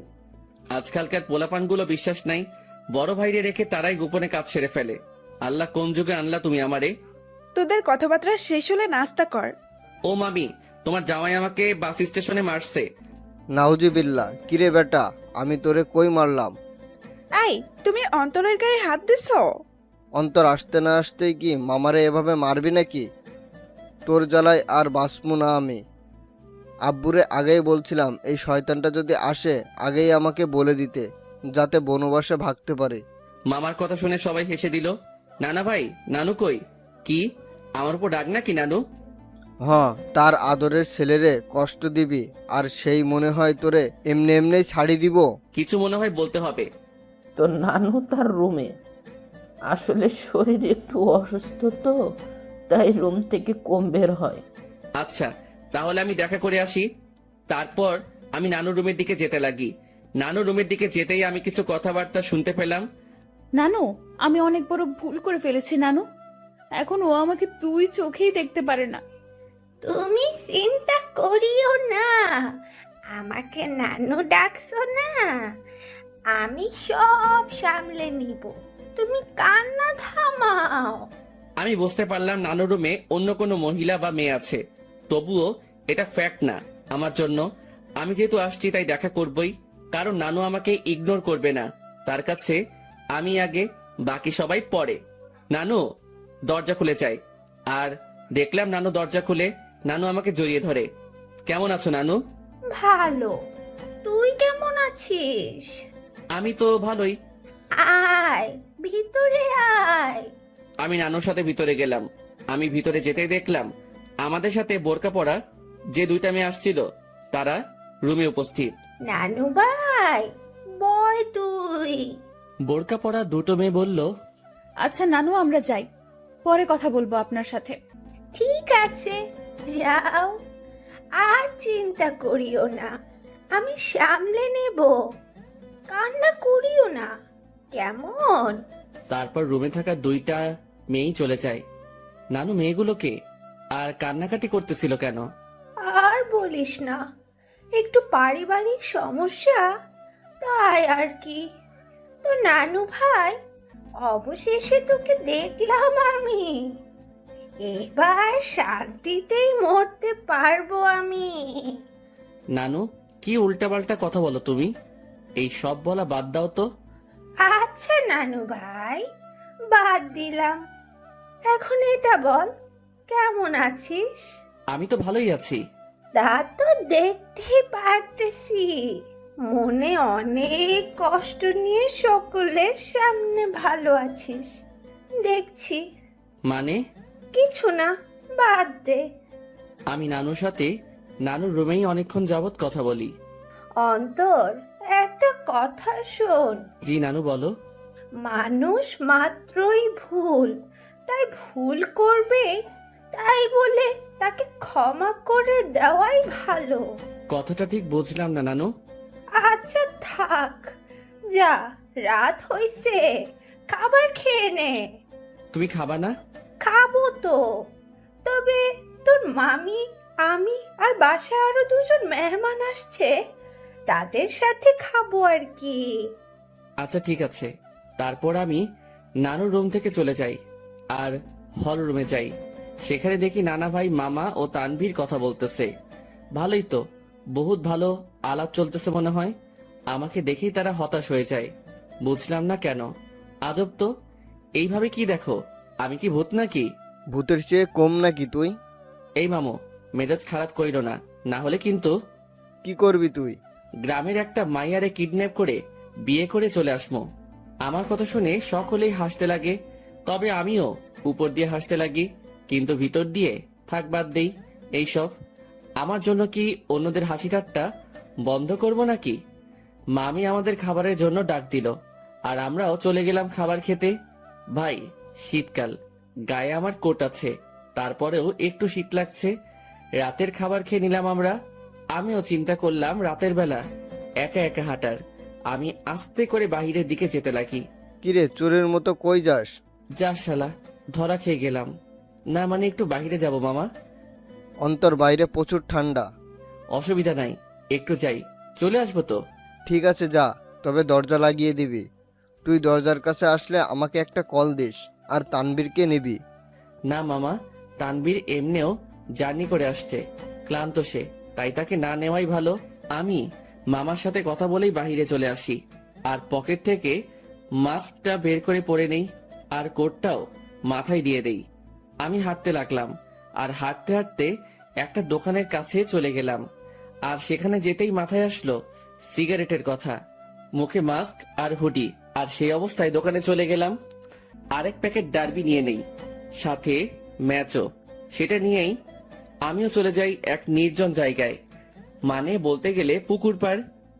সেখানে পাড়ে বসার জায়গা আছে, আর আমিও সেখানে বসে পড়ি আর সিগারেট টানতে লাগি। সিগারেটের ধোঁয়ার আমি আমার কষ্টগুলোকে উড়িয়ে দিচ্ছি। একজনকে মনে প্রাণে খুব ভালোবাসছিলাম, যার প্রতিদান জুতার বাড়ি পাইছি। একেবারে ভালো মতেও শিক্ষা হয়েছে আমার, আর কোনো দিনও ভালোবাসার দিকে যাব না। একাই ঠিক আছি আমি, না কারো টেনশন, না কাউকে হারানোর ভয় আমার। আমি পুকুর পাড়ে বসে বসে 2টা সিগারেট খাইলাম।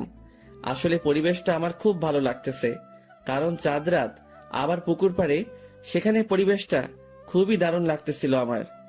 কিছুক্ষণ সেখানে সময় কাটিয়ে আমি বাড়ি চলে গেলাম। বাড়ির কাছে যেতেই মামাকে কল দিলাম, আর মামাও দরজা খুলে দেয়, আর আমি আমার রুমে চলে যাই। দেখি তানবীর ঘুম।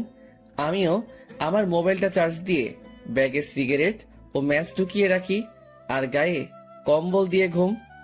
সকালবেলা অন্তর ভাইয়া, এই ভাইয়া উঠো না কেন? সকাল হয়েছে তো ভাইয়া। আমিও উঠে পড়ি, আর দেখলাম শান্ত আমাকে ডাকতে লাগলো। সকাল হয়েছে ভাইয়া, আম্মু নাস্তা রেডি করতেছে। তুই যা, আমি ফ্রেশ হয়ে আসতেছি। আর তানভীর কই? ভাইয়া তো আব্বু ও দাদুর সাথে কথা বলতেছে। তারপর শান্ত চলে গেল। আমিও উঠে পড়ি। হঠাৎই আমার জানালার দিকে চোখ গেল, আর সেখানে দেখে মনে হচ্ছিল কেউ আমাকে দেখতেছিল। আমিও চলে গেলাম ফ্রেশ হতে। ফ্রেশ হয়ে এসে দেখি মামা, তানভীর, নানা ভাই, মামি, নানু সবাই কথা বলতে ব্যস্ত। আমিও গেলাম। তারপর সকলে মিলে নাস্তা করে নিলাম। অন্তর, আমার বাইক নিয়ে তুই তানবীরকে নিয়ে ঘুরে আয়। ও তো এখানে নতুন, তাই একটু দেখায় আন। আচ্ছা। তারপর মামার থেকে বাইকের চাবি নিলাম, আর বাইক নিয়ে দুজনেই ঘুরে আসলাম।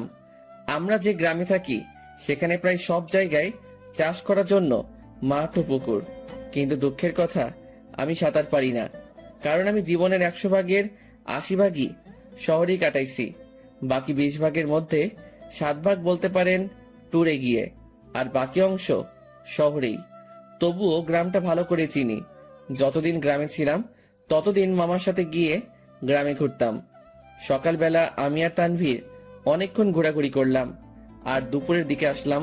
বাইকটা রেখে বাড়িতে ঢুকলাম, আর দেখলাম নানা ভাই, নানু, মামা, মামি ও সেই 2টা মেয়েও আছে, আর তারা কথা বলতেছে। কিন্তু আজব ব্যাপার হলো, এরা বাড়িতেও হিজাব করে রাখছে। ঘোরা শেষ? মোটামুটি। আমি রুমে চলে যাই, কিন্তু বারবার সেই মেয়েগুলোর প্রতি কেন যে আকর্ষণ লাগতেছে কে জানে। তবে ইচ্ছা তো করতেছে হুজুরনিগুলোর চেহারা দেখতে, কিন্তু ডাইরেক্ট বলা তো মুসিবত। থাক, পরে সেটা ব্যবস্থা হবে আর কি। আমি রুমে গিয়ে ব্যাগ থেকে কিছু কাপড় বাহির করলাম, আর চিন্তা করলাম গোসল করব। কিন্তু মনে পড়লো এখানে তো পানির হিটার নাই যে ডাইরেক্ট বাথরুমে যাবো, সুইচটা ক্লিক করবো আর গরম পানি পামো। পড়লাম আরেক মুসিবতে। কেমনটা লাগে, ধুর, মামিকে বলবো গরম পানি করে দিতে। আমি যখনই রুম থেকে বের হব তার আগেই মামি উপস্থিত উইথ গরম পানি। এই না হলে আমার মামি, আমার কখন কি লাগে তা তুমিও আম্মুর মতোই জেনে যাও। আমিও তো তোর আরাক আম্মু, এখন যা গোসল করতে, আমি পানি দিয়ে গেলাম। থ্যাংক ইউ মামি, আই লাভ ইউ বলতাম, কিন্তু মামা শুনলে হার্ট অ্যাটাক করবো। যা ফাজিল। মামি চলে গেল, আর আমিও মনের সুখে লুঙ্গি আর তোয়ালে নিয়ে চলে গেলাম গোসল করতে। গোসল শেষ করতেই আমিও রুমে আসলাম। লুঙ্গি পরা আছে, বলা যায় না কখন কোথায় খুলে যায়। জীবনে 2টা কখন কোথায় খুলবে তা কেউ বলতে পারে না। 1 হলো কপাল, 2 হলো লুঙ্গি। আমার মনে হলো কেউ আমাকে দেখতেছে। আমিও জানালার দিকে তাকালাম, কিন্তু কেউ নাই। ভাই, বলা যায় না কখন কে এসে দাঁড়ায় থাকে, তাই প্যান্ট আর টি শার্ট বাথরুমে চলে গেলাম, আর সেখান থেকে চেঞ্জ করে আসলাম। আমি রুম থেকে বের হতেই এক হুজুরনি আমার সামনে এসে পড়ে। আমিও এড়িয়ে চলে যেতে লাগি। আর বাহিরে বাড়ির আঙিনায় রোদের মধ্যে দাঁড়ায় অনেক ঠান্ডা লাগতেছিল ভাই। বিশ্বাস করেন, শীতকালে শরীর ভিজা অবস্থায় কেউ গায়ে একটা ফু দেয় না, তা ব্রেকআপের চেয়ে কষ্টকর লাগে। তো আপনি এই বাড়ির লোক, তা আমাকে আগে বলতে পারলেন না? খালি খালি টেনশনে ছিলাম আমি। আমি পিছনে তাকালাম, কিন্তু চেহারা না দেখায় বুঝতে পারলাম না কে কোনটা, মানে কে কোন বোরকাওয়ালি। আমি কি জানতাম আপনি এখানে আসবেন? আজাইরা কথাবার্তা বলিয়েন না, এইসব আমি পছন্দ করি না। এত অ্যাটিটিউড ভালো না। আমি বুঝতে পারলাম এটা সেই বকবক রানী যেটা বাসে আমার মাথা খাইছে। আচ্ছা, এখানেও মুখ ঢেকে রাখলেন সেটা বুঝলাম না। আসলে এটাই তো আমাদের বাড়ির নিয়ম। পরপুরুষের সামনে আমরা চেহারা দেখাই না, তবে স্বামীকে দেখানো যাবে, এই নিয়ম আছে। আচ্ছা, আপনি কি ম্যারিড? না, আপনি? আমি ম্যারিড। তো আপনার ওয়াইফকে না আনবেন? বন্ধুকে আনলেন কেন? ও ওর বাবার বাড়িতে গেছে। তবে একটা জিনিস আমি খেয়াল করলাম, মেয়েটা এমন ভাবে কথা বলতেছে মনে হয় সে আমার সম্পর্কে জানে, ও আমাকে চিনে। তাছাড়াও তার ভয়েসটা একটু একটু মাথা খাচ্ছে আমার। আচ্ছা, আপনি থাকেন কোথায়? সরি, বলা যাবে না। আচ্ছা, লাগবে না। আমি খেয়াল করলাম মেয়েটা আমার সাথে কথা বলতেছে তো ঠিকই, মানে তার কথার মধ্যে আমি অন্য একরকম কিছু পাচ্ছি। মামি আসে আর আমাদের খাবারের জন্য ডাক দেয়। আমিও চলে যাই। সেখানে দেখি মামা, তানভীর, নানা ভাই উপস্থিত ও তারা বসে বসে কথা বলতেছে। কিসের এত আলাপ তোমাদের? মনে হয় কোনো বড় ধরনের গন্ডগোল পাকানোর প্ল্যান চলতেছে তোমাদের। বিয়ের? কি? কার বিয়ে? কখন? কোথায়? কোন টাইমে? দাওয়াত দিছে তো? আমি কিন্তু যাবো। শালা তোর অভ্যাস চেঞ্জ হইল না। আরে বেটা, ফ্রি খাবার কেমনে মিস করবো বেটা? ও মামা, বলো না কার বিয়ে? আমি বিরিয়ানির চান্স মিস করতে চাচ্ছি না। তোর বিয়ে? কি? এবার খা নিজের বিয়ের বিরিয়ানি। মেজাজটা এখন 440 হয়ে গেল কিন্তু। আরে তোরা থাম তো। তারপর সবাই মিলে দুপুরের খাবার খেয়ে নিলাম। অন্তর, আজকে একটু বাজারে যাব, কিছু কিনতে হবে, তুই যাবি? আচ্ছা, গেলাম আর কি, সাথে তানভীরকেও নিয়ে নিব। আচ্ছা ঠিক আছে। অন্তর, আপুর সাথে কথা বলেছিলি? সকালে বলছিলাম, যখন তানভীরকে নিয়ে বের হয়েছিলাম তখন আম্মু কল দিছিল। আচ্ছা শোন, তোরা বাজারে যাবি ভালো কথা, আমার ওষুধ আনতে ভুলিস না। জি আব্বু। তবে আমি যাব না রে, আমার একটু শরীর খারাপ লাগতেছে। আচ্ছা ঠিক আছে, তুই রেস্ট নে, আমি আর মামা যাব। তো মামা কখন যাবা? এই বিকাল করেই যাব। আচ্ছা। তারপর আমি আমার রুমে চলে গেলাম। সেখানে গিয়ে কিছুক্ষণ রেস্ট করে নিলাম। বিকেলবেলা আমি মামার সাথে বাজারে যাওয়ার জন্য রেডি হচ্ছি। আসলে কোট নিয়ে নিচ্ছি, যাতে যদি আসতে দেরি হলেও ঠান্ডা সহ্য করতে না হয়। মামা বাইক নিয়ে দাঁড়ায় আছে, আমি বাইকে বসলাম। কিরে, বাইক চালাবি? না মামা, তুমি চালাও। তারপর মামা বাইক চালাতে লাগে আর আমিও বাইকে বসে আছি। বাইক চলতেছে আপন গতিতে আর আমি বাইকে চড়তেছি আর গ্রামের প্রকৃতি উপভোগ করতে ব্যস্ত। কিছুক্ষণ পরে আমরা বাজারে চলে আসি।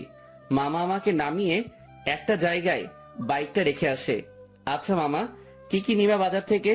ভাগিনা, অনেকদিন পরে আমাদের বাড়িতে আসছিস, সাথে তোর বন্ধু তানভীরকে নিয়ে আসছিস, তাই আব্বু আম্মু বলেছে তোদের দুজনের জন্য কিছু নিতে। মামা, কিছু লাগবে না আমাদের, তোমার অন্য কাজ থাকলে সেটা করো। আরে আয় তো তুই।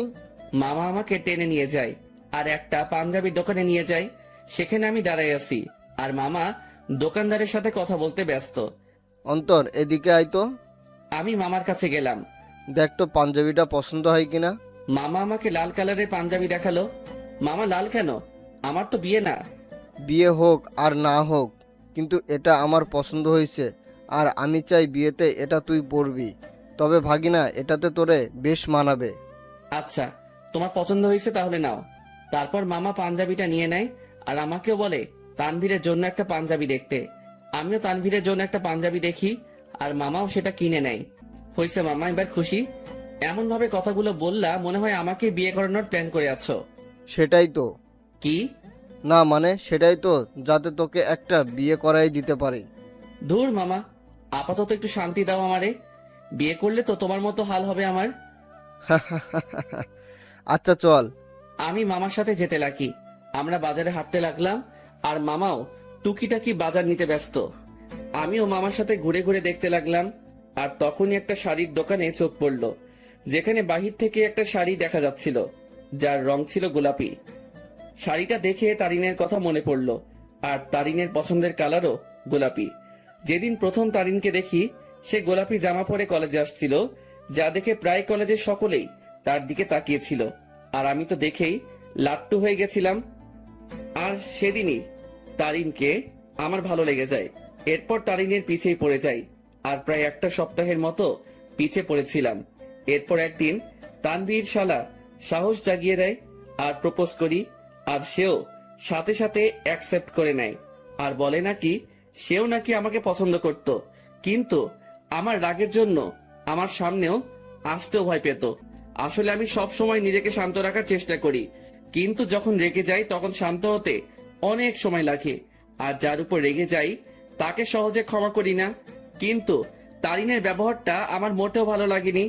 আসলে আমি বুঝতে পারলাম তার মধ্যে আমার জন্য কোনো ভালোবাসাই ছিল না, জাস্ট ভালো লাগাই ছিল, যেটাকে আমি ভালোবাসা ভেবে বসেছিলাম। আর সেটাই আমার বড় ভুল ছিল। ভালোবাসা মানে একে অপরের প্রতি বিশ্বাস, ভরসা। কিন্তু তারিনের জন্য আমি তানিয়ার সাথে মিলে তারিনের বার্থডে সেলিব্রেশন করার জন্য প্ল্যান করলাম। কিন্তু তারিন মনে করে বসেছিল আমার আর তানিয়ার মধ্যে কোনো কিছু চলতেছে। যদি তারিন আমাকে বিন্দু মাত্র বিশ্বাস করত, তাহলে সেটা কখনোই মাথায় আনত না। কিন্তু তারিনের মনে ভালোবাসা ছিল না, তাই সে আমাকে তানিয়ার সাথে মিশতে দেখে সন্দেহ করতে লাগলো। আমি মনে করেছিলাম তারিনকে তার বার্থডে পার্টির সারপ্রাইজ দিব, কিন্তু সেই আমাকে বড় ধরনের সারপ্রাইজ দিয়ে বসে আছে। তার জন্য আমি একটা সপ্তাহ শান্তিতে ঘুমাতে পারি নাই, কারণ আমি তারিনের জন্য তার পছন্দের জিনিসগুলো কিনতে আনতে ব্যস্ত। কারণ আমি তারিনকে খুশি দেখতে চাই। তার জন্য এত কিছুই করে শেষমেশ জুতার বাড়ি ও মিথ্যা অপবাদ পেলাম। সে না জেনেই আমাকে এভাবে আঘাত করলো। যদি তার মনে আমার জন্য বিন্দুমাত্র ভালোবাসা থাকতো, তাহলে সে আমাকে সন্দেহ না করে আমার প্রতি বিশ্বাস রাখতো। কিন্তু সে থাক, যা হয়েছে ভালোই হয়েছে। আমিও উচিত শিক্ষা পেলাম আর বুঝতে পারলাম তারিন আমাকে কেমন ভালোবাসছিল। কিরে, কি ভাবছিস? কই কিছুই না। আচ্ছা, নানা ভাইয়ের ওষুধ নিছো? নিব, কিন্তু তোর চোখে পানি কেন? আরে চোখে বালি ঢুকছে, সেটার জন্য। আমার সাথে আয়। আমি মামার সাথে গেলাম, আর মামা একটা কলের কাছে নিয়ে যায়, আর আমিও মুখ ধুয়ে নেই। আসলে তারিনের কথা মনে করতে করতে ওই দিনের ঘটনাটাও মনে পড়ে গেল আমার, তাই চোখেও পানি চলে আসে। সেদিন তারিন আমাকে যেভাবে মারলো, আমি বুঝতে পারলাম সে কতটা ঘৃণা করে আমাকে। সে সত্যি না জেনেই আমাকে আঘাত করলো, যা থেকে বোঝা যায় তারিনের ভালোবাসা কত দূর। চল বাড়ি যাব, বাজার শেষ। নানা ভাইয়ের ওষুধ নাও। মামা চলে গেল ওষুধ নিতে, আর আমাকে বাজারের ব্যাগ ও পাঞ্জাবির প্যাকেটগুলো দিয়ে গেল। আমিও সেগুলো নিয়ে বাইকের কাছে চলে গেলাম। আজ তারিনের কথা মনে পড়তে লাগলো, কিন্তু তাকে এখন আমি ঘৃণা করি। তার ভালোবাসার রূপ দেখলাম ভালো করেই। জানি না কোথায় আছে সে, কি করতেছে। দূর, এর কথা কেন ভাবতে লাগলাম? সে যেখানে থাক ভালো থাক, মোট কথা আমার থেকে দূরে থাকলেই ভালো। আমার আশেপাশেও যাতে এই মেয়েটাকে যেন না দেখি আমি। মামা ওষুধ নিয়ে আসে, তারপর মামা বাইক নেয়, আর আমিও বসে পড়ি ব্যাগ নিয়ে। তারপর আমরা বাড়ি ফিরি। আমি ব্যাগগুলো ডাইনিং টেবিলে রেখে আমার রুমে চলে যাই। সেখানে বসে বসে আমিও মোবাইল নিয়ে ব্যস্ত, কিন্তু তানভীর রুমে ছিল না। শালা ঠান্ডার মধ্যে গেল কই? কিছুক্ষণ পরে মামি আসে আর নাস্তার জন্য যেতে বলে। আমিও মোবাইল চার্জে লাগিয়ে নাস্তা করতে চলে যাই। দেখলাম তানভীর উপস্থিত, আর সে মামা ও নানা ভাইয়ের সাথে কথা বলতেছে। কিরে তানভীর, কই ছিলি তুই? আরে এমনি একটু বের হলাম আর কি। তারপর নাস্তা করি আর রুমে চলে যাই। সেখানে তানভীরও আসে। তোর নাম্বার বন্ধ কেন? কি বলিস, নাম্বার বন্ধ? কোনটা? কেন, শেষে 86 ওইটা? ও ওইটা? ওইটা তো নষ্ট হয়ে গেছে। নষ্ট হয়েছে নাকি তুই নষ্ট করছিস? আমি করছি। কেন, তোর কাছে আমার শেষে 68 ওয়ালা নাম্বারটা নাই? আছে তো। সেটাতে কল দিলে পাবি। আচ্ছা, তানিয়ার সাথে কথা হয়েছে তোর? আরে আরেকটু আগেও তো কথা বলে আসলাম তার সাথে। কি? আরে ফোনে কথা বললাম আর কি। তুই কি মনে করছিস তানিয়া এখানে আর আমিও তার সাথে ঘুরে ঘুরে কথা বলতেছি? আমি তো এটা মনে করি নাই। তুই এই কথাটা বললি কেন? আরে শালা, তুই তো এটাও ভাবতে পারিস, তাই আগে বলে দিলাম আর কি। আচ্ছা বাদ দে। আর শোন, তানিয়াকে আমার পক্ষ থেকে সরি বলে দিস ওই দিনের ঘটনার জন্য। আরে বেটা বলতে হবে না, আমি সামলে নিছি ব্যাপারটা। তারপর তানভীরের সাথে রাতে খাবারের আগ পর্যন্ত আড্ডা দেই। তারপর মামা এসে আমাদের খাবারের জন্য ডাকে আর আমরাও খাবার খেয়ে নেই। এরপর রাতে আম্মু আব্বুর সাথে কথা বলে নিলাম আর মোবাইলে সকাল ভোরের জন্য অ্যালার্ম দিলাম, যাতে সকালে উঠে নামাজ পড়ে গ্রামের শীতকালের সকালের দৃশ্য উপভোগ করতে পারি। এরপর দিলাম ঘুম। সকাল ভোরে আমার অ্যালার্ম বেজে ওঠে আর আমিও উঠে পড়ি। আমার অ্যালার্ম শুনে তানভীর কিছুটা নড়ে ওঠে, আমিও অ্যালার্মটা বন্ধ করে দেই আর শালা আবার ঘুম। আমিও ফ্রেশ হয়ে নেই আর বাসার থেকে উজু করে নেই। এরপর দরজা খুলে আমিও চলে গেলাম মসজিদে ফজরের নামাজের জন্য। মসজিদে নামাজ শেষ করে এবার বেরিয়ে পড়লাম ঘোরার জন্য। চারিদিকে কুয়াশায় ঘেরা, সামনে কি আছে কেউ দেখতে পারবে না। আর গ্রামের পরিবেশে এটা একটা অসাধারণ ও মুগ্ধকর মুহূর্ত। তবে এটাই না, এখন সবচেয়ে আকর্ষণীয় জিনিস দেখার বাকি, যেটা প্রায় অনেকে দেখতে গ্রামে আসে। আর সেটা হলো শীতকালে সকাল ভোরে সূর্যোদয়। ভাগ্যিস আমি কোট শু পরে বের হইছি, না হলে এমনিও ঠিক না জমে কুলফি হয়ে যাইতাম। আমি হাঁটতে লাগি আর কিছু স্বপ্ন দেখছিলাম, সেইগুলো ভাবতে লাগি। একদিন এক শীতের সকালে তাকে নিয়ে হাঁটবো, একটা চাদরকে দুজনে ভাগাভাগি করে নিয়ে পড়বো, একে অপরকে ধরে সেই কুয়াশা ভরা রাস্তায় একে অপরকে নিয়েই মগ্ন থেকে হেঁটে যাব। তাকে নিয়ে শীতের সকালে সূর্যোদয় দেখব আর সকালবেলা দুজনে ঠান্ডা ঠান্ডা খেজুরের রস খাবো। হয়তো এটা কোনোদিনও পূরণ হবে না, স্বপ্নই থেকে যাবে। থাক, কেউ লাগবে না আমার। আমার লাইফ আমি একাই এনজয় করব। তার ভালোবাসার কোনো প্রয়োজন নেই আমার। তার ভালোবাসার নমুনা দেখলাম ভালো করেই, যার মধ্যে আমার জন্য বিন্দুমাত্র বিশ্বাস নেই, সে কি করে আমাকে ভালোবাসবে? ভালোবাসার মধ্যে বিশ্বাসের অবদান বেশি, কারণ একে অপরের প্রতি বিশ্বাসী ভালোবাসাকে আরো বাড়িয়ে তোলে। সূর্যোদয় শুরু হয় আর আমিও রাস্তায় দাঁড়িয়ে দেখতে লাগি। পকেটে হাত দেওয়া অবস্থায় সেই মুগ্ধকর দৃশ্য দেখতে ব্যস্ত আমি। সূর্যোদয় শেষ আর কুয়াশাও আস্তে আস্তে দেখা যেতে লাগে আর শেষ হতে লাগে। তাই আমিও চিন্তা করলাম, শীতের সকাল, দেখি যদি কোনো চায়ের দোকান পাই তাহলে এক কাপ গরম চা খাওয়া যায়। আমিও হাঁটতে লাগি আর ভাগ্যক্রমে একটা চায়ের দোকানও পেয়ে গেলাম। আমিও সেখানে যাই। এক কাপ চা দেন তো। জি দিচ্ছি, বসেন। আমি বসে আছি আর পকেটে হাত, কারণ হাত প্রায় ঠান্ডা হয়ে আসছে। এখন যদি তানভীরের পাশে থাকতো তাহলে আমার এই ঠান্ডা হাত তার পিঠে ঢুকাই দিতাম। প্রতি শীতেই সালারে এই চাকা দেই আমি। চা দিয়ে গেল আর আমিও পকেট থেকে হাত বের করে দুই হাত দিয়েই চায়ের গ্লাস ধরি। চায়ের গ্লাসের তাপ দিয়ে হাত গরম করতেছি আর একটু একটু চুমুক দিচ্ছি চায়ে। চা খাওয়া শেষ করলাম আর পকেট থেকে মানি ব্যাগটা বের করে চায়ের বিল দিয়ে দিলাম আর সেখান থেকে চলে আসলাম। আমি বাড়ির দিকে যেতে লাগি। বাড়ি আঙিনায় যেতে দেখি সামনে একটা সিএনজি, মনে হয় বাড়িতে কেউ আসছে। থাক, যেই আসুক আমার কি, আমিও আস্তে করে বাড়িতে ঢুকে যাই আর নিজের রুমের দিকে চলে যাই। রুমে প্রবেশ করা মাত্রই আমার চোখ কপালে উঠে গেল। তোমরা? কি রে হারামজাদা, ভালোই তো মজা মাস্তিতে আসিস। জি হ্যাঁ, আমার রুমে আমার আম্মু আব্বু উপস্থিত আর তানভীরও ঘুম থেকে উঠে গেছে। তোমরা এখানে কেমনে? কালকে না তোমাদের সাথে কথা বললাম আমি? আমরা 11টার গাড়িতে উঠি আর এখানে চলে আসি। এখানে আসার কারণটা কি? তাও হঠাৎ করে চলে আসলা, ব্যাপারটা বুঝলাম না। আমার আম্মু আব্বুর বাড়ি আর আমি আসবো না, এটা কি ধরনের কথা? আসবে মানা কি করলো, কিন্তু হঠাৎই না বলে চলে আসলা, ব্যাপারটা আমাকে একটু চিন্তায় ফেলে দিল। চুপ হারামজাদা, এত চিন্তা করতে হবে না তোকে। তোর জন্য আমি তানভীরকে মারলাম। মানে? আর বলিস না দোস্ত, আমাকে তুই মনে করে আমি ঘুমানো অবস্থায় মাথায় দিল একটা। তুই শালা মাইরের যোগ্য। আম্মুর কাছে গিয়ে আম্মুকে জড়িয়ে ধরলাম। তো মাই আম্মা যান, একটু বলবেন আপনার চেহারা এত খুশি কেন? কারণ আমার আব্বু জানটাকে পেয়ে গেলাম যে। কেমন আছিস আব্বু? কোনো অসুবিধা হচ্ছে না তো? আর বলিও না আম্মু, রাতের বেলা মশারা আমার কিস নিতে নিতে আমার ইজ্জত আস্ত রাখে নাই। এখন বউকে কি বলবো সেটাই সমস্যা। আমার কথা শুনে আম্মু আব্বু হেসে দেয়, কিন্তু তানভীরের মুখে অন্য কিছুই দেখতে পাচ্ছি। কিরে তানভীর, তোর কি হয়েছে আবার? কই কিছুই না, আমার ঠান্ডা লাগছে, আমি ঘুমাই। যা ঘুমা তুই। আমি আম্মু আব্বুকে নিয়ে হলরুমের দিকে গেলাম আর দেখলাম মামা নানা ভাই কথা বলতেছে। আপু, এটা কি আসলেই তোর ছেলে? কেন, তোরে কি করলো? আর বলিস না আপু, আসতে না আসতেই আমার জীবনের অর্ধেক আগেই টানা টানা করেছে আর এখন বাকিটুকু করতেছে আর কি। এই মামা, মেজাজ গরম করিও না, না হলে যে একেবারে জায়গা বরাবর বাস দিমো। আল্লাহ কি দেখে তোরে বানাইছে বুঝি না, একবারে ফাজিল, এর বাপ তুই। আজ আছি তো তাই এইসব বলতেছো। একদিন এই ফাজিলটা থাকবে না, সেদিন মিস করলেও লাভ হবে না মামু।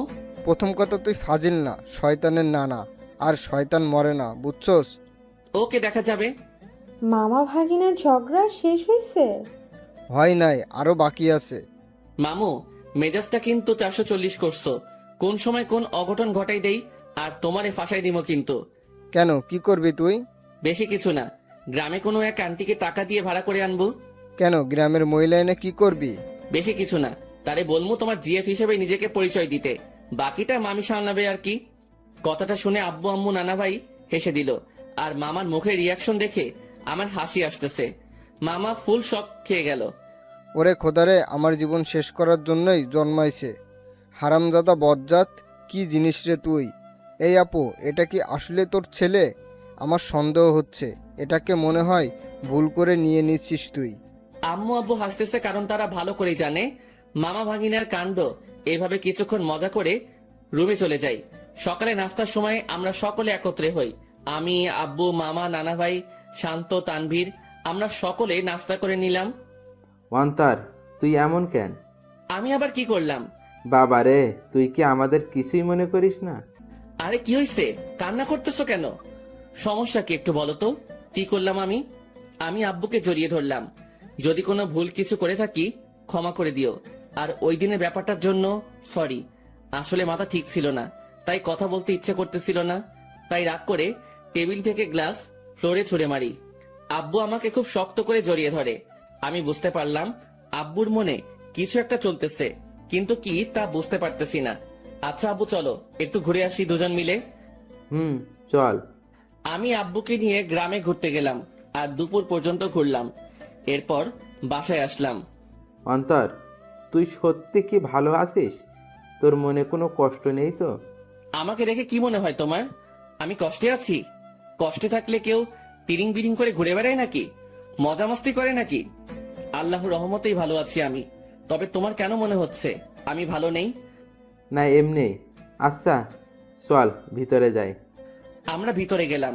দুপুরের খাবার সময় আমরা সকলে মানে সকল ছেলে মানুষ একত্রে খাবার খেয়ে নিলাম। তারপর আর কি, অন্যান্য দিন যা করি সেটাই করে সন্ধ্যা পর্যন্ত পার করলাম। সন্ধ্যায় আমি মোবাইলটা চার্জে লাগিয়ে আসি নাস্তার জন্য। হল রুমে এসে দেখি সকলে কি নিয়ে আলোচনা করতে ব্যস্ত। আমিও গেলাম তাদের কাছে। আচ্ছা, আমি একটা জিনিস বুঝলাম না।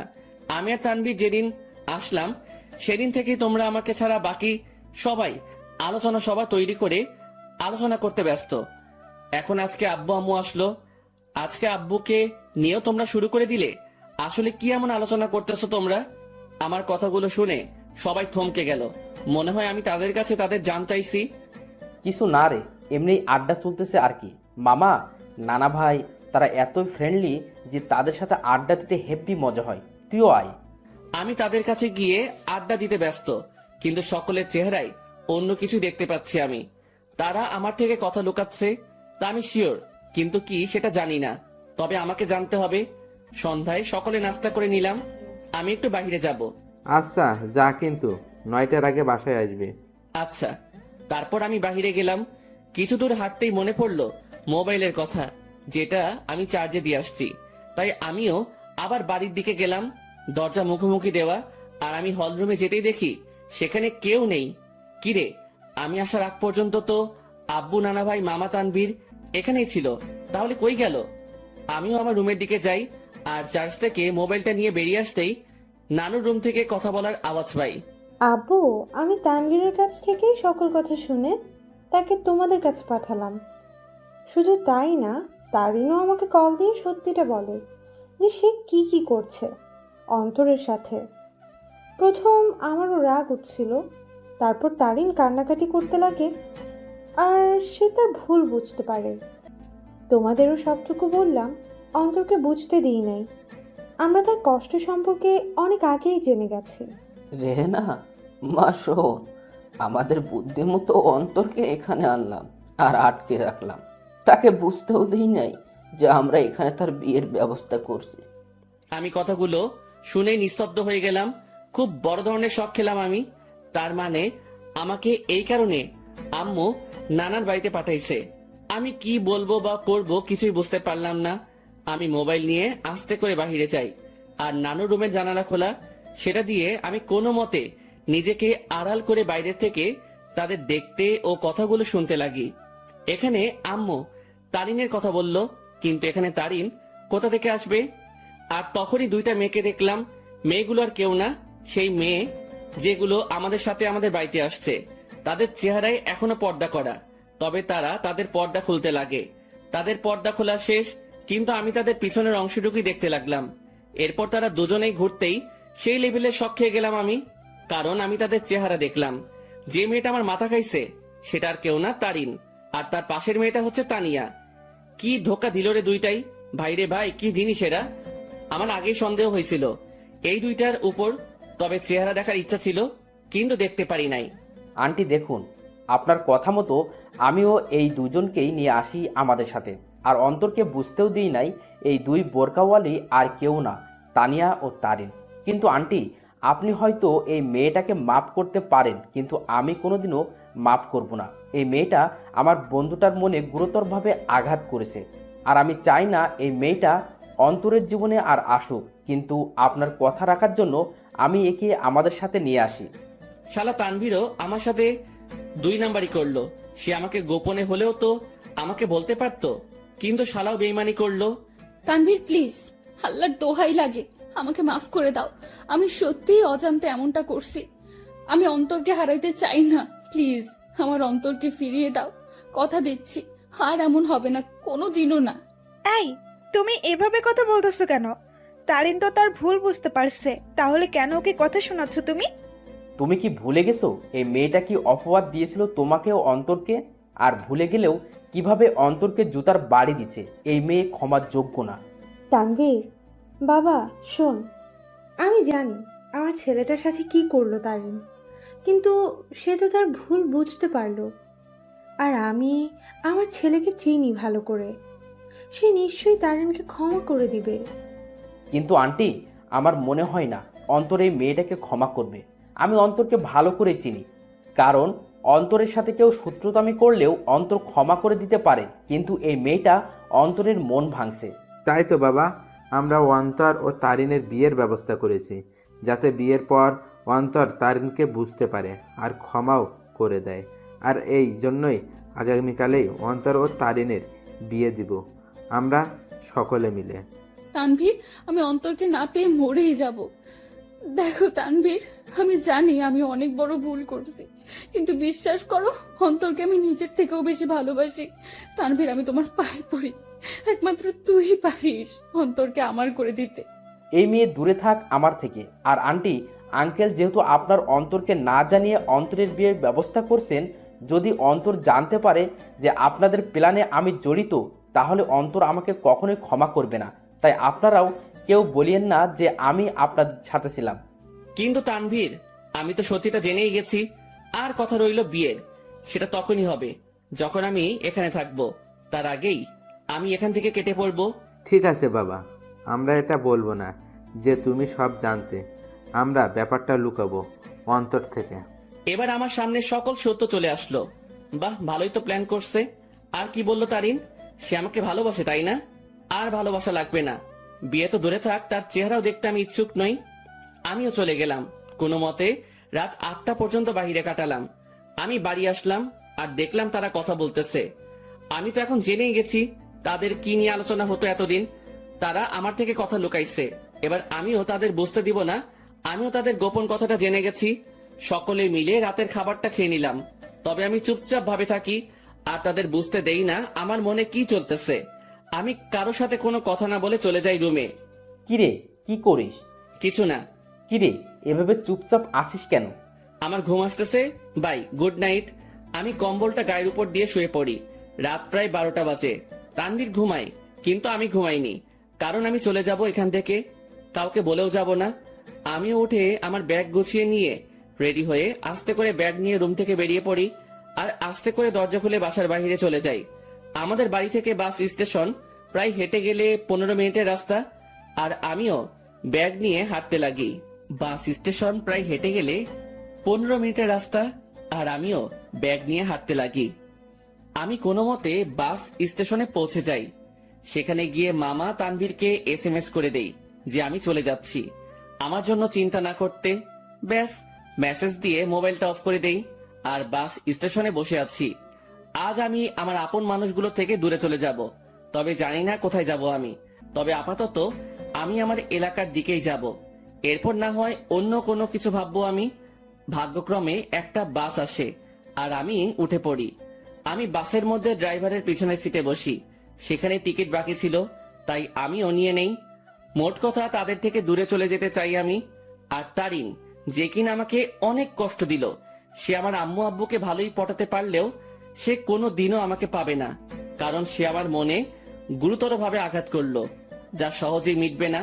আমি অনেক কষ্ট ভোগ করছি, আর এত সহজে তারিন আমাকে পেয়ে যাবে তা কোনো দিনও না। এবার সেও বুঝুক, যখন ভালোবাসার মানুষ দূরে থাকে ও ঘৃণা করে তখন কেমন লাগে। আমি অনেক কষ্ট অনুভব করলাম, এবার তার পালা কষ্ট অনুভব করার। আমি কোনো দিনও তারিনকে বোরকা পরা অবস্থায় দেখি নাই, আর আমাদের সাথে যখন বাসে ওঠে তখন সে বোরকাটা পরে, মানে শুধু চোখগুলো দেখা যাবে, বাকি শরীরের অংশ দেখা যাবে না। ওই বোরকাটা পরে, আর এই বোরকাটা পরায় আমি তারিনকে চিনতে পারি নাই। তবে শুধু তারিন না, তানিয়াও তারিনের মতোই বোরকা পরে, তবে বোরকার রংটা ভিন্ন। তারিন পরছিল কালো আর তানিয়া পরছিল একটু নেভি ব্লু বোরকা। মেয়েটা ভালোই বুদ্ধি খাটাইছে, মানতেই হবে। সে আমার সামনে না এসে আম্মু আব্বুকে ভালোভাবেই পটাইছে ও তাদেরকে ভালোভাবেই আয়ত্ত করলো, কিন্তু কোনো লাভ হয়নি। কি করে ভাবলো এত সহজে আমাকে পেয়ে যাবে? আমাকে যতটুকু কষ্ট দিল তাকেও সেটা অনুভব করতে হবে, এরপর না হয় দেখা যাবে। প্রায় 2 ঘন্টা বাস চলতেছে, কিন্তু চোখে কোনো ঘুম নেই আমার। থাকবেই বা কি করে? যে দেখলাম ও শুনলাম আমি যদি আজ সেখান থেকে না চলে আসতাম, তাহলে তারা আমাকে জোর করে হলেও তারিনের সাথে বিয়ে দিত। কিন্তু আমি কোনো দিনও এই মেয়েকে এত সহজে মেনে নিব না। একবার এই মেয়েটা আমাকে সন্দেহ করে ও অবিশ্বাস করে, আমাকে অনেক অপমান করলো আর জুতার বাড়িও দিল। আর আজ যদি মেয়েটাকে আমি বিয়ে করি, তাহলে আমার অপমানের কি হবে? আমার মনে যে আঘাত করলো তার কি হবে? আর তাছাড়াও এরপর সে যদি অন্য কোনো কাহিনী করে বসে বা আমার পরিবার থেকে আমাকে আলাদা করতে চায়, তাহলে না, এই মেয়ে ভালোবাসার যোগ্য নয়। ওর মনে কোনো ভালোবাসা নেই, আছে শুধু ভালো লাগা। আর ভালোবাসার কি বা বুঝে এই মেয়ে? হ্যাঁ, ভালোবাসার কোনো কিছু জানে সে?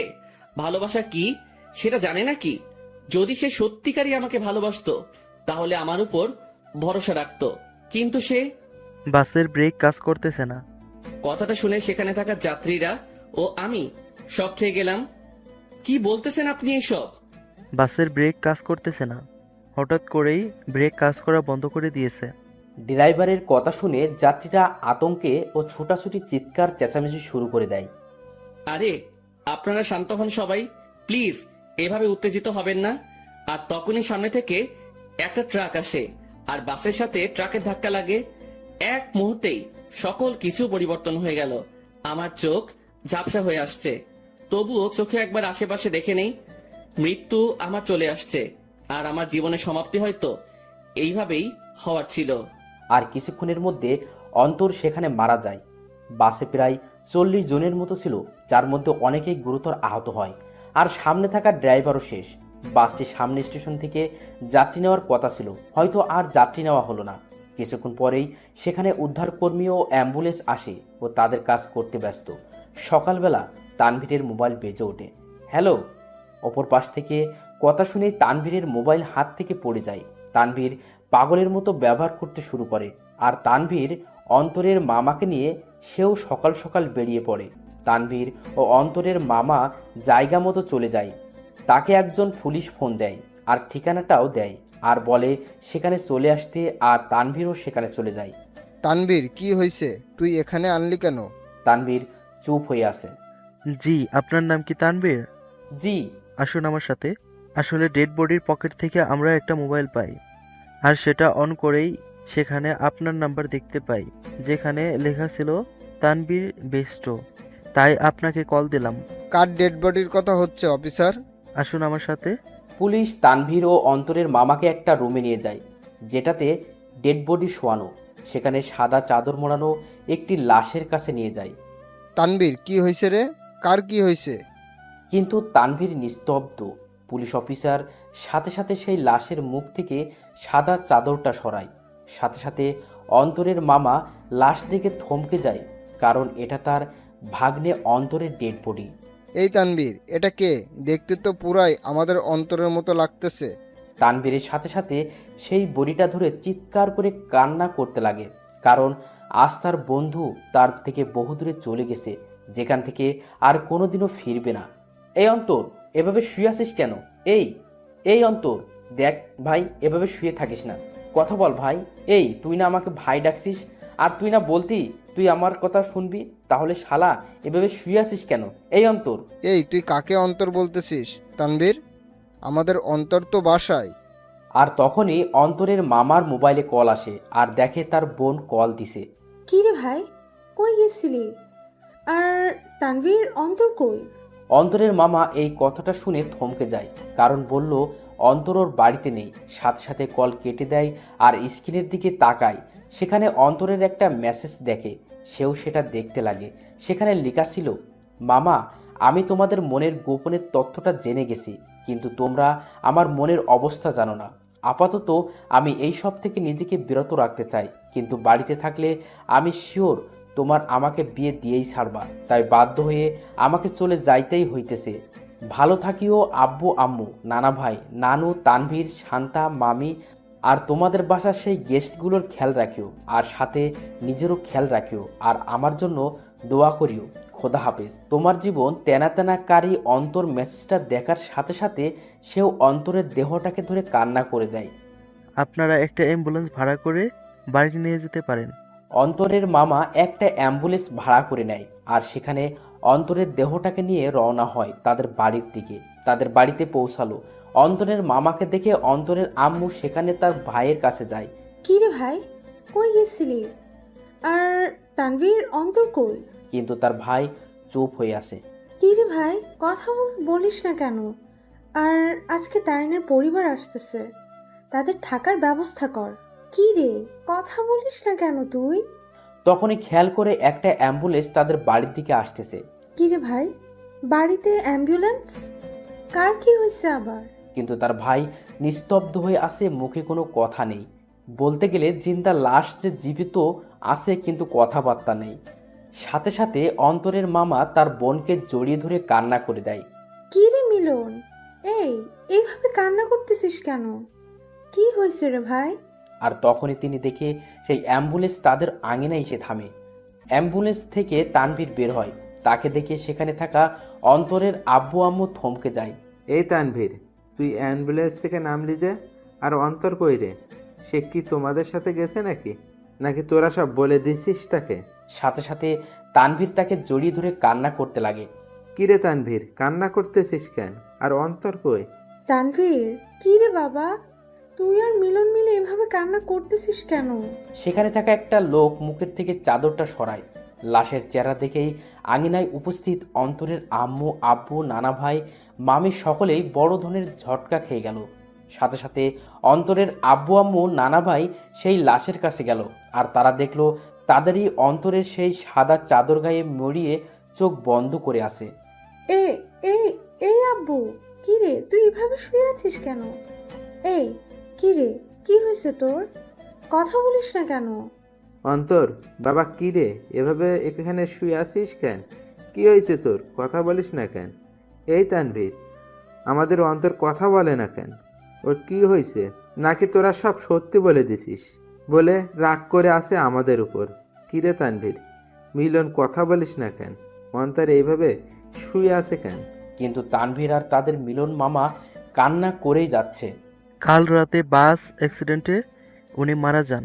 কি যাতা বলতেছেন এগুলো? আমার ছেলে বাড়ি ছিল, ও কি করে? নাকি ফাইজলামি করতেছে এই বেয়াদবটা? এই, আমার রাগ উঠে গেছে কিন্তু। এইসব নিয়ে কি ফাইজলামি করিস অন্তর? এইসব কোনো মজা করার ব্যাপার? এই উঠ বলতেছি, না হলে কিন্তু একটা মারও মাটিতে পড়বে না। তারা অন্তরকে অনেকবার জাগানোর চেষ্টা করলো, কিন্তু অন্তর তো আর জাগবে না। সে চির নিদ্রায় চলে গেল, যেখান থেকে আর ফিরবে না কোনোদিনও। এই আব্বু, কথা বলিস না কেন তুই? একটিবার কথা বল বাবা। কি রে আব্বু, কথা বল না। সাথে সাথে অন্তরের বাবা মা দুজনই অন্তরের দেহটাকে জড়িয়ে ধরে কান্না করে দিল। তারিন আর তানিয়া বাড়ি থেকে বের হয়ে দেখে বাড়ির আঙিনায় অনেক মানুষ। কিরে, এখানে এত মানুষ? বিয়ে তো ঘরোয়া পরিবেশে হবে বললো, তাহলে এত মানুষ আর কান্নাকাটির আওয়াজ পাচ্ছি কেন? চল তো দেখি কি হয়েছে। তারপর তানিয়া ও তারিন সেখানে গেল। কিরে, আন্টি এভাবে কান্না করতেছে কেন? কি হয়েছে? আঙ্কেলও কান্না করতেছে। কি হয়েছে রে? তারিন অন্তরের আম্মুর কাছে যায়। সেখানে গিয়ে যখনই অন্তরের আম্মুর কাঁধে হাত দিবে তখন সে সেখানেই নিস্তব্ধ হয়ে যায়। তার মুখ দিয়ে আর কোনো কথা বেরোচ্ছে না। সেও সাথে সাথে সেখানে বসে পড়ে। আন্টি, অন্তর এভাবে শুয়ে আছে কেন? কি হয়েছে ওর? কিন্তু তারা সকলেই কান্না করেই যাচ্ছে। কি হলো আন্টি? অন্তর এভাবে শুয়ে আছে কেন? হাই অন্তর, তুমি এভাবে শুয়ে আছো কেন? কি হয়েছে তোমার? এইভাবে সাদা চাদর গায়ে কেন তোমার? হাই অন্তর, কথা বলো না কেন? আঙ্কেল আন্টি, অন্তর এভাবে শুয়ে আছে কেন? কি হয়েছে? কথা বলতেছেন না কেন আপনারা? কিন্তু কারো কোনো মুখে কথা নেই, শুধু কান্না আর কান্না। হাই কলিজা, এইভাবে শুয়ে আছো কেন? আমি জানি তুমি আমার উপর অনেক রাগ করে অভিমান করে বসে আছো, কিন্তু বিশ্বাস করো আমি সত্যি তোমাকে ভালোবাসি। হ্যাঁ, আমি অন্যায় করেছি তোমার সাথে আর বিশ্বাস রাখিনি তোমার সাথে, কিন্তু আমি আমার ভুল বুঝতে পারছি। তাই একটিবার আমাকে সুযোগ দাও, আর কোনোদিন এমনটি করবো না। সত্যি বলতেছি তোমাকে। কি হলো, কথা বলো না কেন তুমি? হাই কলিজা, একটিবার কথা বলো না। আমি তোমার পায়ে ধরতেছি, এই আর একটিবার সুযোগ দাও আমাকে, দোয়াই লাগে তোমার। এইভাবে চুপ থেকো না প্লিজ। দেখো, আমার কিন্তু ভয় লাগতেছে। আর তুমি এইভাবে চুপচাপ শুয়ে আছো কেন? কথা বলো না।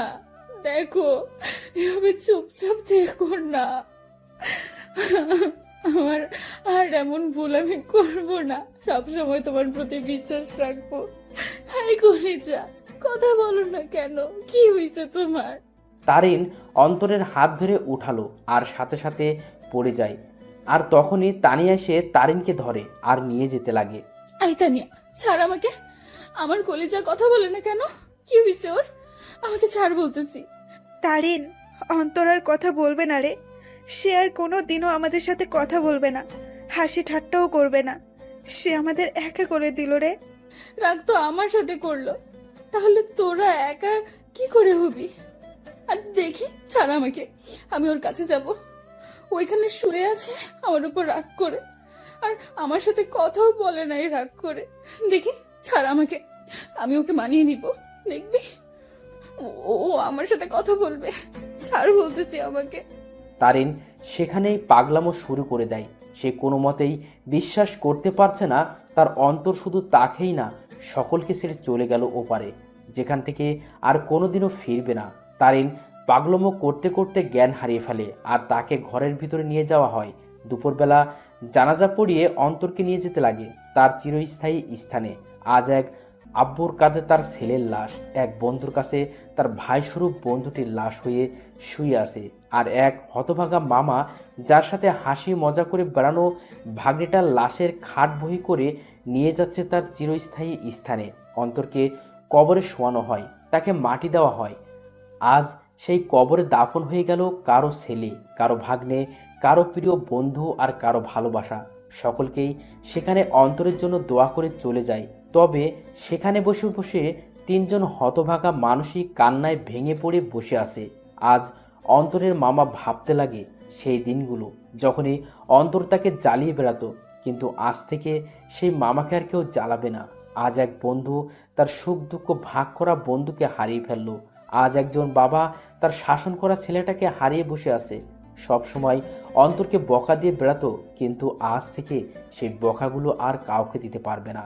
অন্যদিকে তারিনের জ্ঞান ফিরে সে দেখে অন্তরের আম্মু কান্না করতেছে, আর তানিয়া তাকে সামলাতে সামলাতে কান্না করতে লাগলো। এই, তোমরা সকলে কান্না করতেছো কেন? আজকে না আমার আর অন্তরের বিয়ে, আর বিয়েতে তো মেয়েরা কান্না করে। তাহলে তোমরা ছেলের মা, ছেলের বান্ধবী হয়ে কান্না করতেছো কেন? আরে যাও, তাড়াতাড়ি আমাকে রেডি হতে হবে। এই তানিয়া, তাড়াতাড়ি আমাকে রেডি করে দে। কাজী সাহেব চলে আসবে যে কোনো সময়।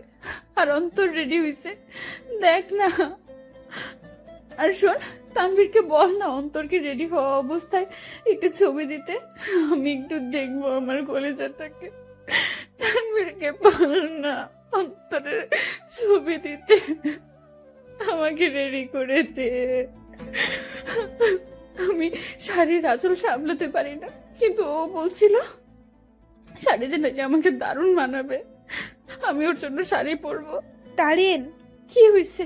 আর আন্টি, সরি আম্মু, একটু রেডি করে দাও না। কাজী সাহেব চলে আসবে তো, আমাকে আবার অন্তরকে মানাতে হবে। তারিন সেখানে পাগলের মতো ব্যবহার করতে লাগলো।